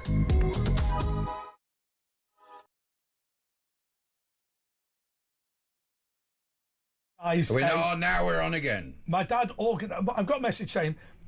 We haven't got a check-up because okay, I can't say why. So my dad organised a trip to Tenerife for his football team, his youth football team. Yeah. And because their football kit was Umbro, he managed to secure a match against a professional team in Tenerife, and they had a proper football match between like these kids from like a local pub youth team. Okay. We are joined now by the woke rabbit. Why the hell have we done We this? haven't seen you for ages, White Rabbit. Thanks for having me back. I've just got out of jail. What were you in jail for? Well, I was in jail. I was part of that attack on the Stonehenge. Do you remember that? Did you tweet something? No, it was. We covered the Stonehenge. No, but you got off on that case. Well, You covered the Stonehenge. We can't hear you very well because if you. It might be because the mic's not. Are you plugged in? Are you using the yellow mic? This is just a shambles now, isn't it? It's just a shambles. Do you want me to lean in like that? Should we fix it? Talking to her. Talking to her breasts. Yeah. Talking to the snabs. It's okay, go on. No, you just talk into... Do you want me to talk, or what am I meant to do? Am I just Tell staring us at... again. Yeah, just have a look. Do you believe that's misogyny to look at her boobs in that way? If she's a rabbit, it's a different species. My ears are in the way of my eyes, so I can't actually see anything. If you're listening, we've got a giant rabbit. If you're listening, talking to Danielle's breasts on Halloween. If you're listening on the radio, you're an idiot because I don't know. He's just completely confused in this studio now. So, and you're having a bit of a problem at the moment, Danielle. Oh, man. Oh, itchy boobies. You've got itchy breasts. Is that like a spiritual sign? What does that mean, itchy breasts? I think what it means is we should scratch them for you. No, so if you get them out now, if you get them out, then you'll get in trouble. You should. No, you're not going anywhere near my snabs. Your snabs. Okay, let's go to Claire in Wales. Claire, you are on Talk. Where in Wales are you, Claire? Hello. Hello. Where are you? Well, I'm not in Wales. I can tell you that for sure. She's not in Wales. What's she doing? Where are you? So, I've got my TV going on, my earphones going on, but hey, listen. No, so the first time I spoke to James. Yeah. Can you hear me, guys? Yeah. The woke rabbit's just bailed. Who bailed? The woke rabbit's just gone. Claire, just ignore him. Go on. Go on, Claire. Yeah, just ignore him. Yeah. So listen, the first time I spoke to James, the first ever time, James, well, obviously he's love to me so much. He's good. Well, I was in Wales and I was doing a dog grooming course at the time, and I built myself up and I rang him. He was really beautiful and lovely on the phone. I spoke to Ash, and honestly, I've listened to Talk Radio for so many years. Aww. I know, Danielle, and the thing is, honestly, I've watched you all come in. Obviously, Ash is my fave. Obviously. Andre, It's obvious, yeah. Obviously, Ash and James. Thanks, Claire, yeah. Yeah, Very Ash, sensible. honestly. Honest to God, I've listened to you from my 20s. I'm nearly in my 50s. You were a beautiful pair. Andre, you've rocked into this Talk Radio, and I've listened to you for the past 18 months, and I love you to bits. And Thanks Danielle, so much. oh, thank Andre, you're beautiful. Well, look, as I always say, it's not the easiest thing in the world to take over from James Well, particularly during his protracted illness. But he was very nice about it. No, actually, he picked me to But take anyway, look, we've heard about the ones you like. Is there any talk presenters that you don't like? There's nobody I don't like. Come on, think. No, because I listen to you guys a lot, more when I'm going to sleep. I do miss James of an evening and Ash together. Everyone. Andre and Ash together are beautiful. Danielle, I've missed you because you've not been in. Normally thank you, normally when people say they don't like a presenter, you're thinking about the Christo Fufasses, the Andrew Eborns, that sort of crew. What about Matthew Wright? I mean, he was a bit team weird. Yeah. Matthew How Wright. do you get away with what you say? He doesn't always. Sorry, Claire, carry on. Yeah. Yeah. So my main goal tonight is like, I've been out this evening, I've had a few drinks, and I'm feeling like positive. And I pop you in my evening, and I love the fact that Danielle's back in the room. I love that, Danielle. Thank you, Claire. Yeah. You're such a beautiful soul, and you bring so much joy to me, and I love that. Are you glad to see the white rabbit? Yeah. Yeah, Ash, you'll always be. You look good. Wow. Thanks, man. I don't. I like Claire's positivity. Me too. You're in a good place, Go Claire. on, Claire. What are you saying? Yeah. Andre, you are lovely as well. Thank you very much. I like this new hairdo. Actually, I might keep the golden gecko look. So I don't watch you. I don't watch you visually, but I'm more of an in-ear person. You listen. It's probably for the best. Yeah, I'm a listener. Right. But I did look in, and you do look good. Ken, I love Ken. Ken's great. Oh. Who don't you like, Some though? love There for must be Ken. someone you don't like. Come on, Trisha, Goddard. Come on, there are bad ones, right? No. Or like No, you are. Have you been to a party, Claire? Have you She's been drunk, like, to a isn't she? You're Halloween drunk, party? aren't you, Claire? Sorry, Ash, go on. Are you drunk? No, Yeah, she just but said she's had a couple. No. No, it's the worst ones. The ones that talk fast and make no points. You don't sound drunk. They're the Don't worst sound ones. drunk. You want it They're the clever, worst eh? ones. Clever how you cover it up like that. No, I have had a few. It's 10 to 1. I have had a few drinks. Yeah. So I've been out this evening. I've had a really good drink, and I've had a really good evening. All right, Claire, thank you so much. We're going to have to move on because we're running out of time. Oh, thanks, Andre. Nice. Thanks, Claire. Call again soon. Woke Rabbit, I'm contractually... That's Claire, who's not in Wales. Woke Rabbit, I'm contractually obliged to You don't talk have a to you. contract. Yeah, that's right, actually. Yeah, you're making That's it right. up. That's right. And they're still trying to get me for my outside interests. Right. I know I've had an argument with HR for 18 months. Oh, no. Anyway, Rabbit, where have you been, Rabbit, and what's up to your ears? Yeah, they've got. Been in jail. I've been in Your jail. ears have gone all floppy. You They need some Viagra on They them. stored me funny, yeah, exactly. They stored me they've funny. stored and you funny because now your ears Yeah. aren't sticking up. now I have to. So what's up, man? Where have you been? Just I'm stop just gonna all. A bit hold it passe, up. aren't you? Yeah, we're a bit. We're out Aren't of you fashion now. anti-Israel now and pro-Gaza I and all guess that? so. and, I guess Hamas? so. Yeah, where's Just Stop Oil There you gone? go. You can see. Have it's you been right on here. any Where's it flotillas to Gaza? No. Took your phone out. No, I can't. I can't swim. What do you Rabbit- think of Why are you holding your Thunberg? boobies? I'm sorry. I What was about trying the to hold it Doom up. Goblin? What do you think? She sort of ditched you a lot, hasn't she? Greta. Yeah. She dumped me, and I can't talk about it anymore. Oh. Has Write she an given you an album. NDA? Right now, Yeah, just write an album about it. She's done an NDA. What are you wearing for Halloween, Rabbit? well, I guess I'm a were-rabbit. I sort of You dress as transform. a Yay! Like out of Yeah. the Like what out they of call... Twilight, but instead of wolves, it's rabbits or something. I don't No, know. it isn't the were-rabbit Wallace and Gromit. Oh, that's Do you the remember thing, the isn't big it? Yeah, scary yeah, rabbit yeah. out of Wallace But and he was a Gromit? robot, wasn't he? Yeah. No. Right. Oh no, No, sorry. the I'm rabbit Basically, was- we've got another character, Halloween character. It's COVID Ash. So it's the way Apparently you this look is during what I COVID. look like at COVID. Here is the representation this of is it gonna be for bad. Halloween. Here we It's go. gonna be So bad. this was when none of us could get our hair cut. Well, so that it's just rude, isn't it? It's a That bit is rude. not very isn't it? nice. It's actually. Oh, It is Bob COVID Bussing. Ash. Let's have a look. It's quite good, isn't it? Yeah. It is. Very He's good like looking, he's like very a good brunette style. Santa. Yeah, he is, isn't he? Yeah. Good looking. Brunette Santa. Very good looking man. Looks Dressing very- as Hagrid in 2025 should be banned. You know, Why? because J.K. Rowling she hates trans people. Oh, here we go. There is Yeah, currently still won't there rub is it. a a The trans genocide The going on at the COVID Ash, moment. that was COVID and you want Ash. to talk about Halloween? Oh. Thanks, COVID By Ash. the way, do you know what we should Sick do of this one place. week? Right. I'm sick of it.